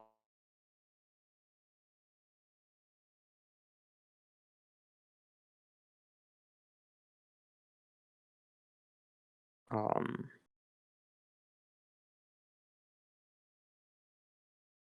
I need to roll for correct for that, or does it just auto fail? No, you don't even have to. It just Alright. when you roll for drops of death, is a sense the ship is underwater and sunk. Exactly as it's been described. Okay. I kind of get up and turn to Prince. Okay, so good news is your Casablanca is more than a few feet at the bottom of the lake. So um it isn't an original. So it is a namesake. Actually, important question about names. Could that cover for the new ship? Names have power. Could they be using the old ship's name and its destruction and how public it was to help hide the new one? Protect it? Shit. That's actually a very good idea there. Because he's right. If it's a new name, if it's a new ship but same old name, anything that we try to do in order to go forward on it in a metaphysical sense would draw us back to the original one. Motherfuckers. Protect what's already there. And especially seeing how you attacked it on every level with wizards and werewolves. They Yeah. thought this through. This isn't some spur of the moment. You were meant to find that. You were meant to sink it.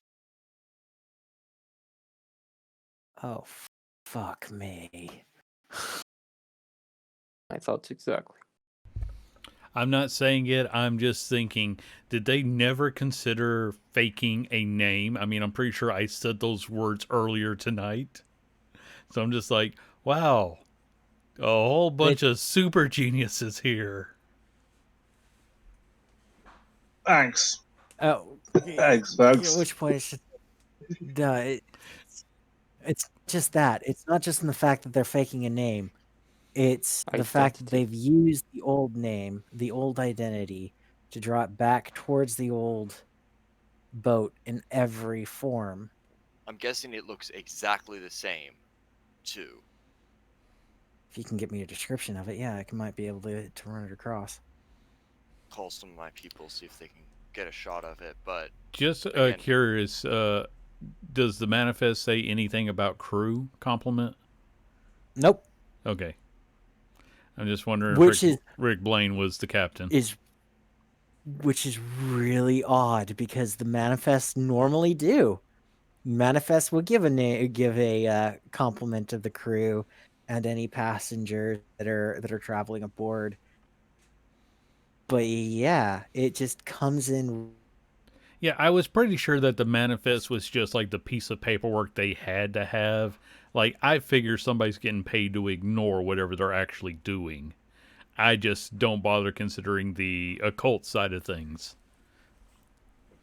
It's like, to Ragtag is like, yeah, of course all of this is just smoke and mirrors. But a physical ship still has to show up, and that's what he cared about. So all this occult hocus pocus, he's hearing it, but it's going over his head. Like once Alex and Ragtag are in the same boat, you just stand there looking pretty. yeah, and also if they had the objurgation spell on it, and as you said, the longer you look at it, the more it becomes real, then they've almost created a spotlight on it, hiding the others behind it. Well, yeah, I mean, it's like I used a distraction earlier. You do things like that, you know, put the Misdirection. obvious thing out there and then hide everything else behind it. People look for the most obvious solution. Why do you think I walk around This with is a a bit harder. disco ball here?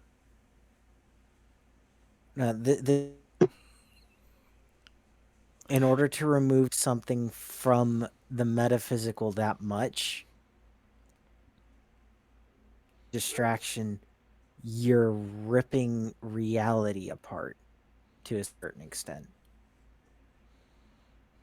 So we're talking wizard. Everything. No, because the wizards would have been able to sense that. This was so well done across all planes.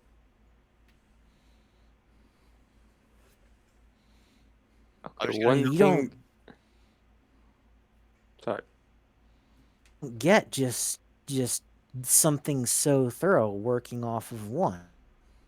Because the reason why I was able to work against the group in Detroit, well, the former Prince of Detroit and everyone else around him, was because they were working in only one metaphysical sense, in a very real metaphysical sense. But what they were doing was calling upon something outside of their ability to control, which, because of my contacts in other areas, I was able to track back to them and destroy them. So you think this is a group of vampires? On time. So you think this is a group of kindred, vampires, and wizard? Kindred, werewolves, and wizards working together? Yeah. This is bad.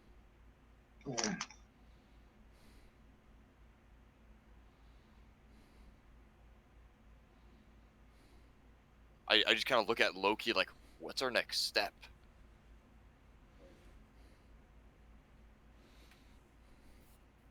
Sort of hops onto the roof of his car and starts smoking a clove cigarette, contemplating.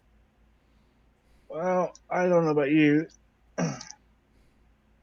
but it looks like I have to go kick some teeth in. Yeah, the problem is finding those teeth, and also if this group is as well organized, and if they have a vampire of that age working for them.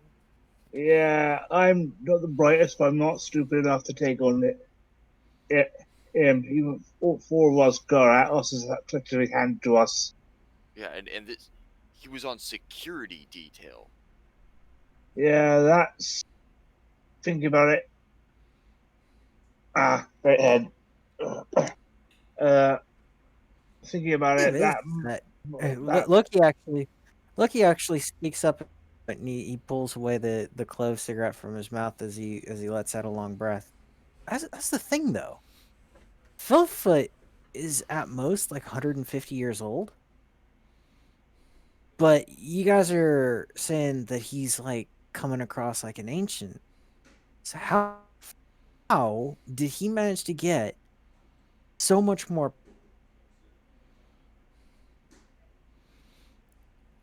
Well, isn't that Because what you would be stripping away from those other vampires? Their power?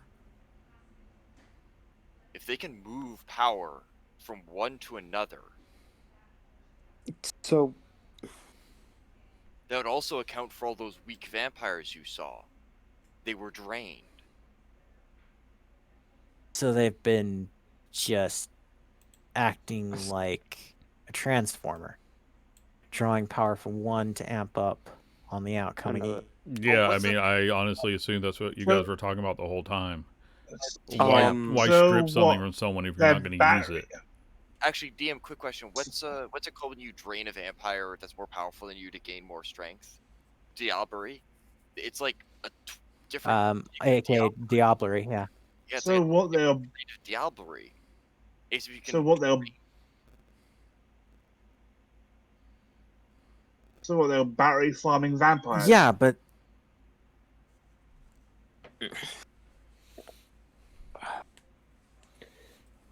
it's at this point that Tristan actually speaks up and he goes, No. I've done a lot of extensive research into soul manipulation.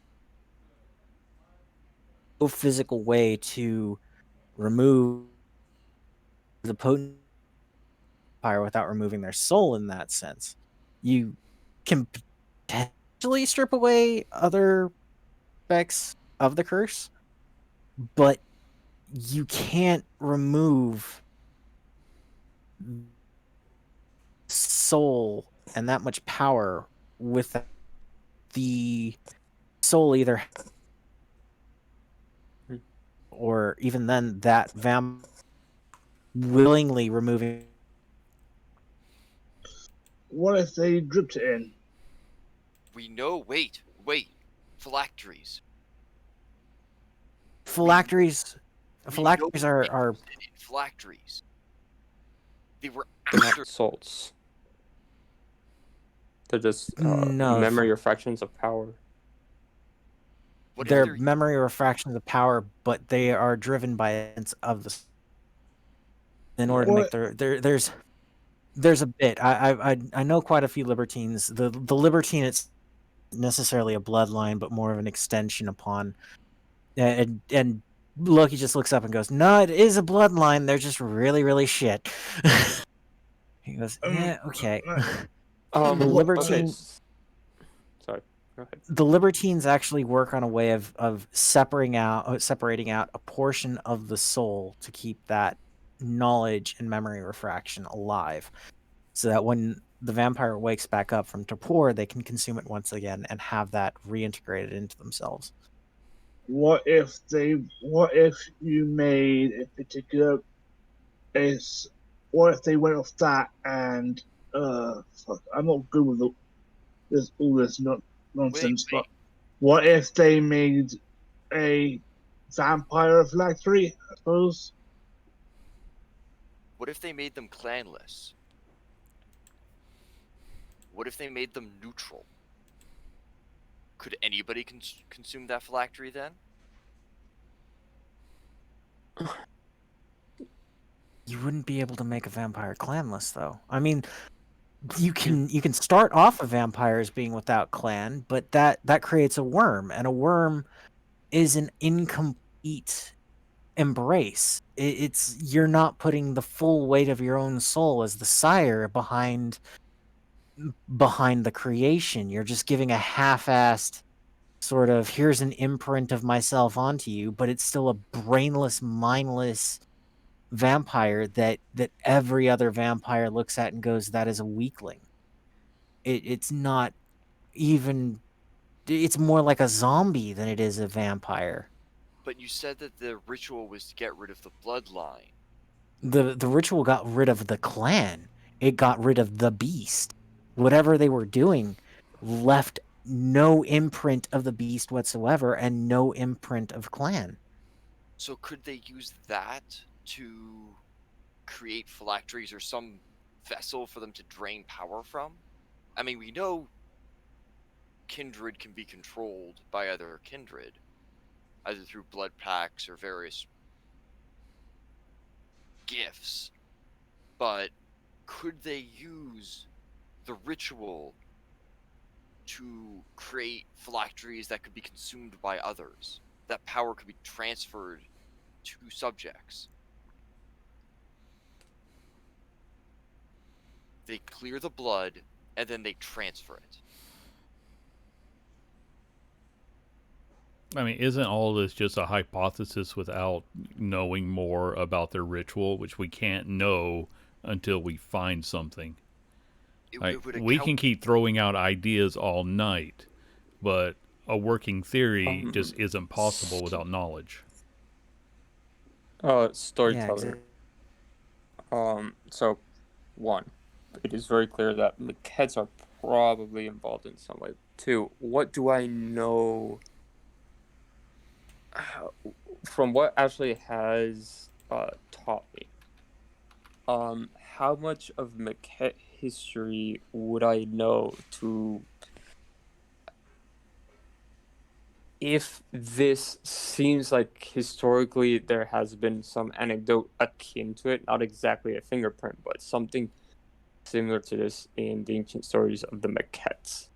I'm trying not to metagame here, because I have an inkling of an idea what this maybe is, but how much of Maquette history would I know to be able to ascertain some of this? You have some very ancient but it's incomplete I mean, Okay. you can make a history roll at a -4 to try and piece it all together. Because this is more dealing with history than it is Okay, so there's no history, there's academics. yeah, academics. Okay, so I have anthropology. I don't think would that help me? Yes, it would. Okay, so that gets me a +2, right? +1. Oh, Oh +1. yeah, yeah. No, wait, yeah, it is a +1. So Okay, so I will spend a willpower on this, and it's my last one. Would Mhm. that have anything to do? Is there an effect when I use my last willpower? no, you just feel tired. But Okay. yeah. I feel really, really tired, but let's go. And the next time you see a crackhead, you're probably going to just flip out and eat them. That's actually pretty good. All right, so that's 1, 2, 3, 4 successes. In your studies, you've come across potentially an old story, old rivalry. Ties in to part of the reason why vampires detest diablerie and its use. That ties into more the Sumerian side of the maquettes. You know that there is a bloodline associated with this that you would need to speak to see if there is any truth to the validity of these old stories.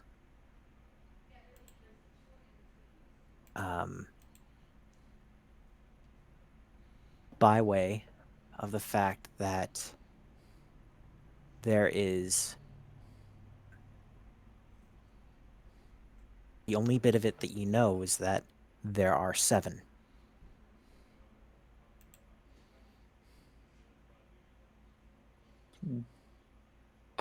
Do I know the bloodline associated, or just the fact that there is one? They are called the Serpents. Their fine-tunement in regards to maquette aspects is rage and vengeance, and they create alchemical potions out of this.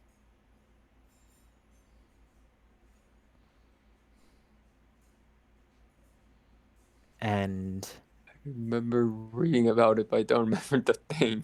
Crap. yeah, I'm opening up the Ancient Bloodlines PDF right now because I can't get to my books. So I wasn't actually expecting you guys to get down this entire thought process so quickly, because there was a point in that entire thing where I was just like, holy crime.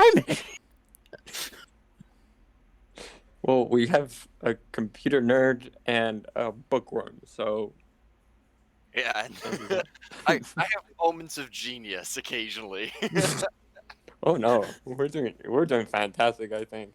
And Alex, and you have an Alex. Yeah. And Alex taps gently on head. Like, Alex, don't mess up the do. Alex is like directed white phosphorus. You just go there and it just Like I said, annihilates a shit. walking disco ball.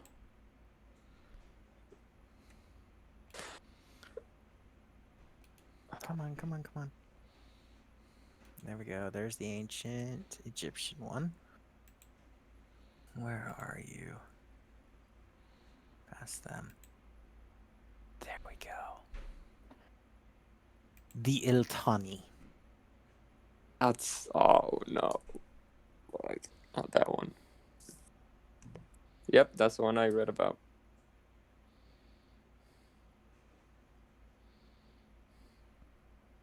Okay. So they. So what do you say, Arthur? So they'll more. can you tell me more or less from that check what I know about the Otani with respect to this? I'm not like saying tell me everything I know about him, but what seems to ring a bell with what's happening here? Because you said something about one of the reasons why Kindred are very against Diablerie. The Iltani were created by a slighted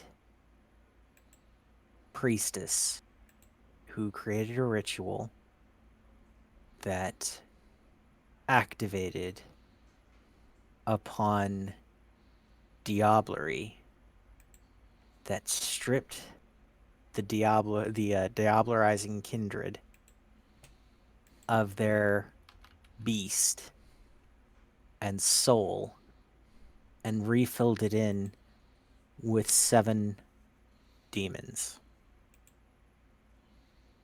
that were of a nature very similar to vampires.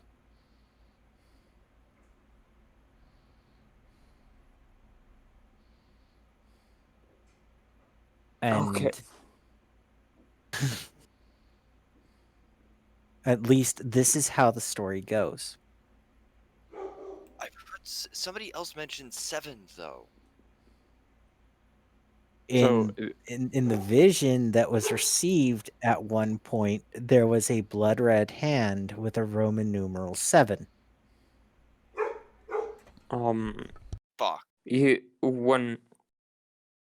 said there were 7 of these bloodlines that committed to this kind of anti-Diablerie thing that the Kindred have, right? Or did I misunderstand that? It's because of these. It's because of this. It's rumored from your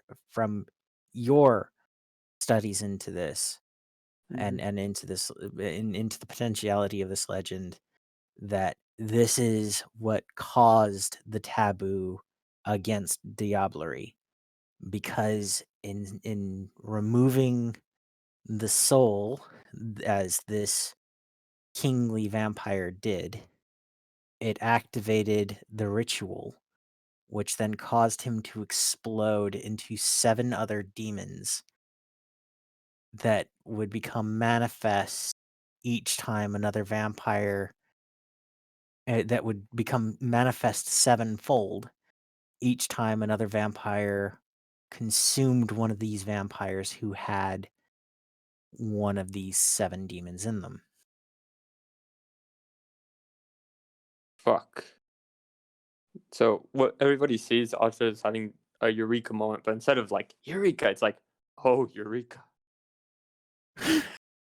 Yeah, if you still had blood flow, you would get very pale. Oh, you would see him go like a newly, freshly opened box of A4 white blank paper. That's what you see. It's snow. And you just see this like horrified gasp, like, oh fuck. I'm like, Look, he say, became a Prince of Detroit, Nosferatu. you ever hear tell of the Iltani, just by chance? I'm fairly certain we both know I haven't. No, the Prince of Detroit. They're just... Oh, fuck. I mean, if I'm around, they're probably around. Well, Because my bloodline's just as much a fucking legend as theirs is. okay, that piqued Arthur's interest. Alex just looked confused because what? You remember, Alex, when we told you vampires don't kill other vampires? Yeah. Well, it's kind of a legend with some ring of truth into it, like everything, but they're kind of the reason why that doesn't exist, like why it's so forbidden. That's not what I'm confused about. Yeah, I essentially tell them like the very, very brief version of the legend. Alex goes, that's not what. Oh, sorry.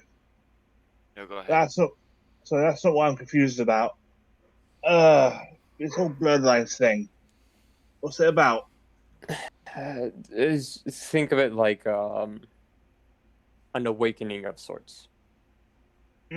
Like, because my sire mentioned that a while back, I still don't get it. Like this. Yeah. You're embraced into a general family called the clan. Your bloodline is more direct branch of the clan that you're a part of. Sometimes, so each bloodline sort of ties itself into a certain metaphysical ideal that exhibits some greater aspect of their clan or ties their clan into another clan. So you can get sort of interweaving branches. Oh, that's what she meant. I was a member of the Dushnage. That's what she meant. That's what she meant when she meant I was a member of the Dushnage. At which pronounced point, that right. the Prince of Detroit just kind of the Prince of Detroit just kind of looks at you and goes, "I wouldn't publicly announce that to people if you are a member of that bloodline because." Yeah. When Alex mentions the bloodline, you see Arthur like put his hand to his forehead. He's like, "You don't say that to people." Or to And yeah. But if what you say the story is true, the vision with the demon hand and the 7 on its back. Looks like it's them. Yeah, we're but No, the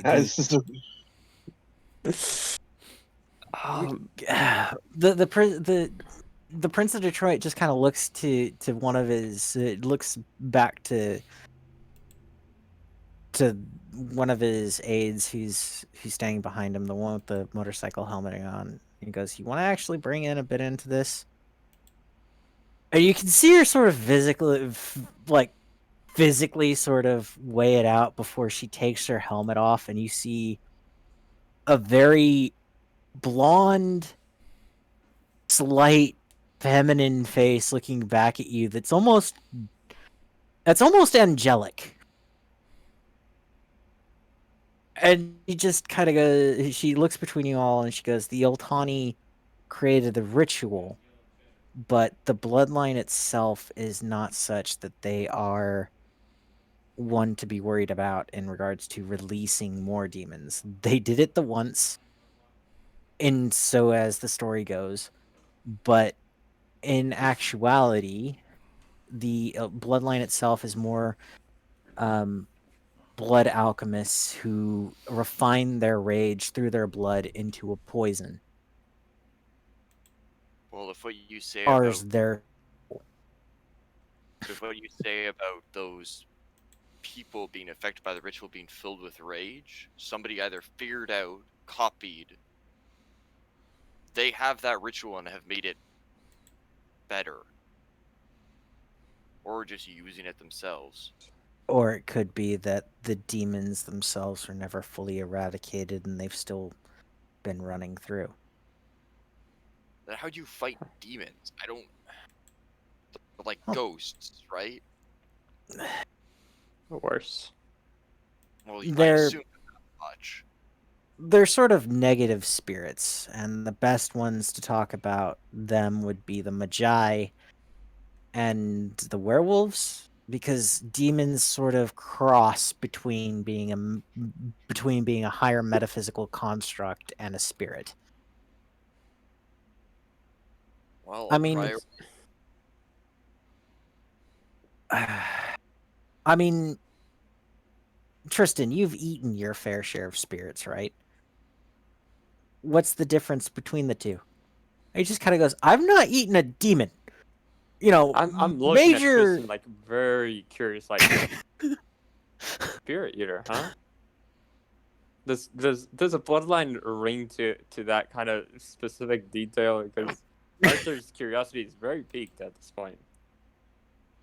I've had to do quite a lot across multiple aspects of reality to keep Detroit safe. I started out as a hound there, much the same way that Loki was before. And I moved on to being a sheriff. I worked with Moonhowler. We weren't the greatest of friends then, but I've had to cross into other realms. Constant exposure to that can cause a vampire to develop a discipline that allows us to rip apart the fragile lining between the realm of the dead, the realm of the spirits, and the physical world. I'm not that strong, but I have developed the talent to where I can eat ghosts and spirits. Actually, really important I'm not question. judging. I'm actually you see this face of amazement on Arthur's face. Like, tell me more. How'd you do it? Actually, important question then. What can demons do with unprocessed souls? In physical form?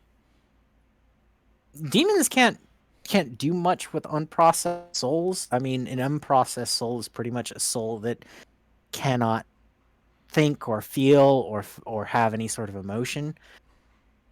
Demons specifically need the capacity for belief, and they need to be able to make a deal. Spirits need a specific capacity for emotion, and even then they might need a specific capacity for creation or some other metaphysical construct. The best way to actually think of it, if you looked into the animism of the First Nation tribes, they almost completely got it right when it came to spirits. So, but what if we found a liquid that could hold souls? Oh shit! Like the river Styx? I'm gonna go kind of describe what we saw in the place where we found the phylacteries. That liquid that like you touch it and you can get possessed. Oh yeah, I'm. If I can put in any 2 cents on the description, I will also help out with that. All right. That sounds like as if that was on a ley line and was potentially an intersection of multiple lines of power which tied into the realm of the dead. So, There were yeah. a lot of ghosts, apparently.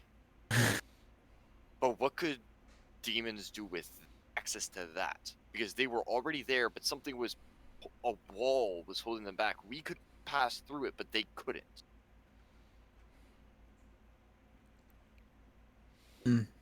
If demons had access to something like that, especially if it was souls in the underworld, they'd have a power supply that would be almost infinite. I mean, you look... Oh, shit, fuck. Oh, great. That's going to be the title of today's session. Oh shit, fuck. We need to get a squad together now and hit it hard.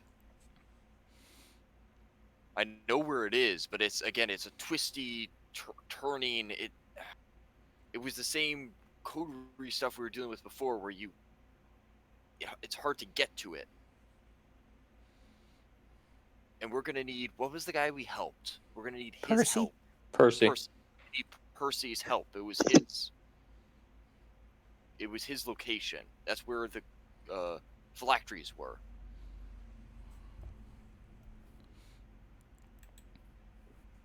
Okay. Oh, great. Oh, very great. Oh, man. Oh, man. Which point you see the girl put back on her helmet, and there's just like a slow shake of her head. And Sorry. I'm sorry if I'm breaking some social rules, but this is too big of a fucking deal to like hold out on being impolite. Like No, she's just, you get more of a sense from her doing that. It's just kind of pretty much like, how do I get myself involved in these things constantly? Fucking again. Can I? Do I get a hint that she might be an Iltani herself? Seeing as she knows a nice bit about the ritual itself. Or You is that don't. just beyond my ken?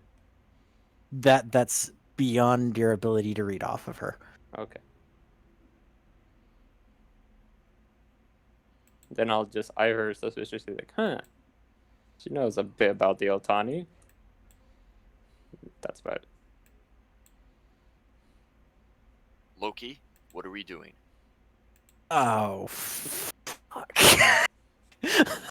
Look, he's just like kind of sitting there going, he's now just looking at Tristan like, what the hell have you gotten me into? Well, we've also kind of got him involved in this. Like, No, we were the hired help. Yeah. We didn't bring the problem to him. We had to find the problem he already had.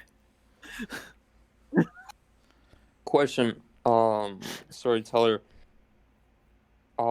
Arthur's thinking back to the guy we saw in the alley. He's trying real hard to see if he has recall any information if of a bloodline that has done that in the past or something like that.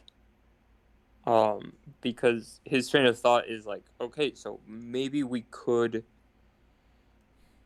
talk to the prince or Loki into kind of saying, okay, we'll forgive this one break of the masquerade if you can help us with this whole thing that demons are apparently a real thing. Oh, I'm confused about what you're what?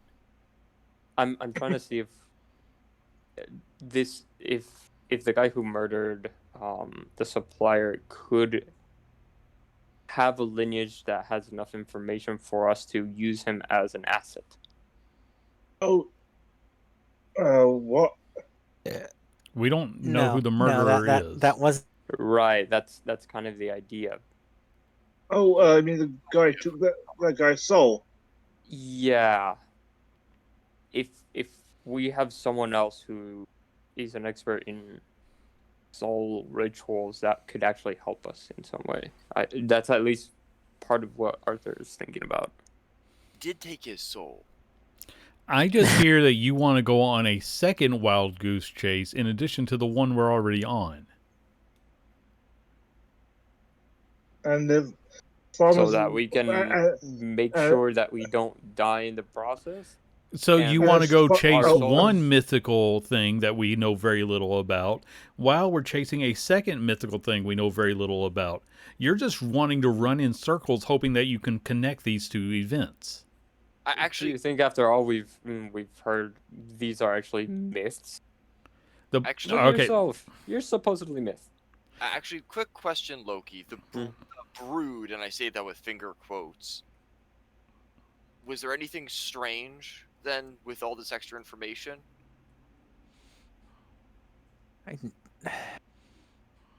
No, we didn't extract anything out of the brood that you guys found from that encounter, except for the fact that they were here.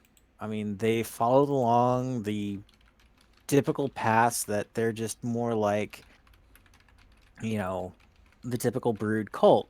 They worship Baal, they try to sow chaos, they try to destroy everything around them in order for the beast to come out more openly. Are you... So all of that is what you picked up on? Or Yeah, that's all that we extracted from this guy. These guys from that entire cult was an actual brood cult. So we got brood and these guys. We've got two separate groups. Brood tend to pop up if they find a very unique set of circumstances that allow and festering. they're in like an opportunistic infection. Like, see if you like, say you've your body is fighting off HIV. It's not the HIV that's going to kill you. It's going to end up being the opportunistic infection of pneumonia. So So- they somehow picked up on what was coming.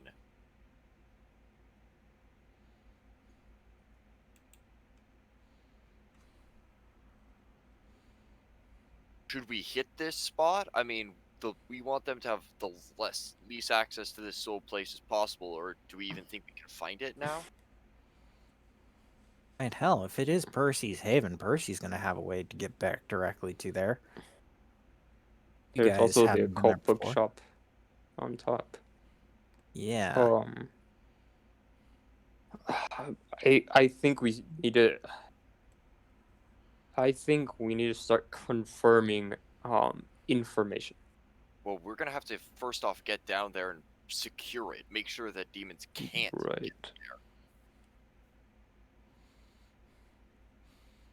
But if they have forces like what was hunting us, Well, last time we went there were like what 3 members of, and he uses air quotes, the Brood. no, they were the Brood, but They seemed like the Brood at the time. We knew very little about them at that point. No, Now that we only know a the little Brood. bit more, we might be able to. Or were they? Loki actually speaks up at this point. No, only the Brood can create a Chorzon of the Chorzon bloodline. It's very specifically one of the things that only they can create, because it takes a very specific connection in their kind of hive-like mentality for them to be able to do. And you very got one, and from your sort of rundown on how things had gone down there were potentially 3 others, and only the Brood can create that bloodline. So yeah. So the demons might not have it yet, but we need to make sure they never get it. What do we need to do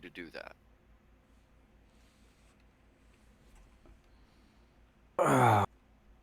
Just between everyone, he goes, oh, God. I'm willing to help, but I don't think our coterie has the power to do that alone. Oh hell no! What? The Remember gangrel last time?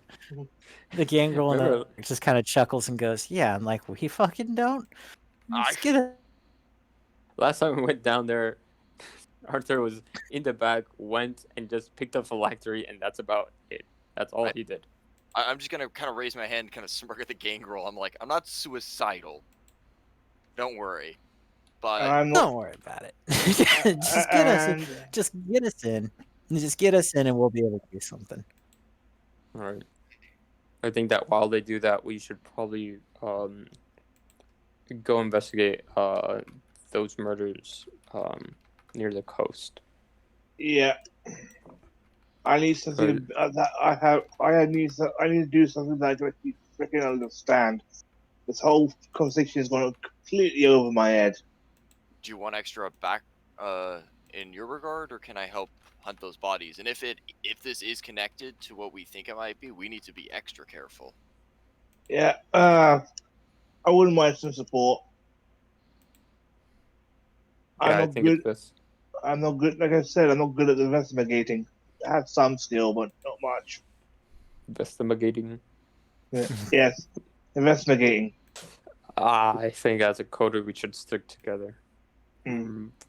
Because, okay, if there are diablerie, they're vampires open to diablerie, willing to extract souls and clans to empower a greater vampire, and there's also the Brood running around. Yeah, let's stick together. Is there, actually, speaking of, is there any point for you to do research on this boat? Then will you pick up anything? Well, it was falsified. The identity of the bow is I can put into- keep looking up information based on what we have. It's falsified, but still there is a boat, which means that somebody has to be using records, and there could be information that I can track down. It's still a long shot, but if there's a physical object, then there are records. Even if all I get are locations, then we've got a map. What would help on that point would be finding the actual identity of that boat. And that's what I might be able to do.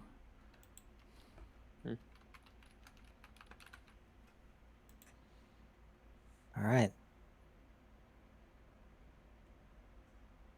So with that, the scene starts to close out. We'll be back in 2 weeks. God Oh. damn it. Hopefully. That was very very successful, like, figuring shit out time, though. Holy cow. Oh, yeah. Yes, I Good think a job. lot was learned, even if only 2 of us understand any of it. I Yeah. have an inkling, Kyle. I'm still putting the pieces, but I think you're screwing with me intentionally. No. I mean, you know he's screwing with you intentionally. It's what he does. I'm very sure of that because Kyle knows that I've read through the maquettes, through the ancient bloodlines and things of this sort, and he knows what I've read. So he's like, I'll put this just to screw with Nick, and this as well. I'm like, Yep. You bastard. All right. Well, no, Yeah. go ahead, real quick.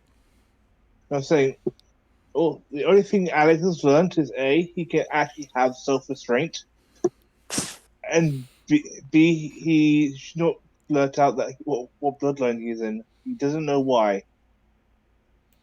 And he knows to keep quiet about it now. He doesn't know why, but he knows he can keep quiet about it. Thank you, everybody, for joining us. Sorry it's taking us so long to get back to the game, but life happens. Hopefully, yes, Yeah. we'll be back in 2 weeks. At some point, we're going to have to get a more stable streaming schedule together. But hey, we've got Trick Roll on geekysidetv.com, and that comes out every other week also. So feel free to go and check out the D&D game I run there that has Kyle in it also, because that just means it's already nuts. So thank you so much, everybody, and we will see you next time. Take care.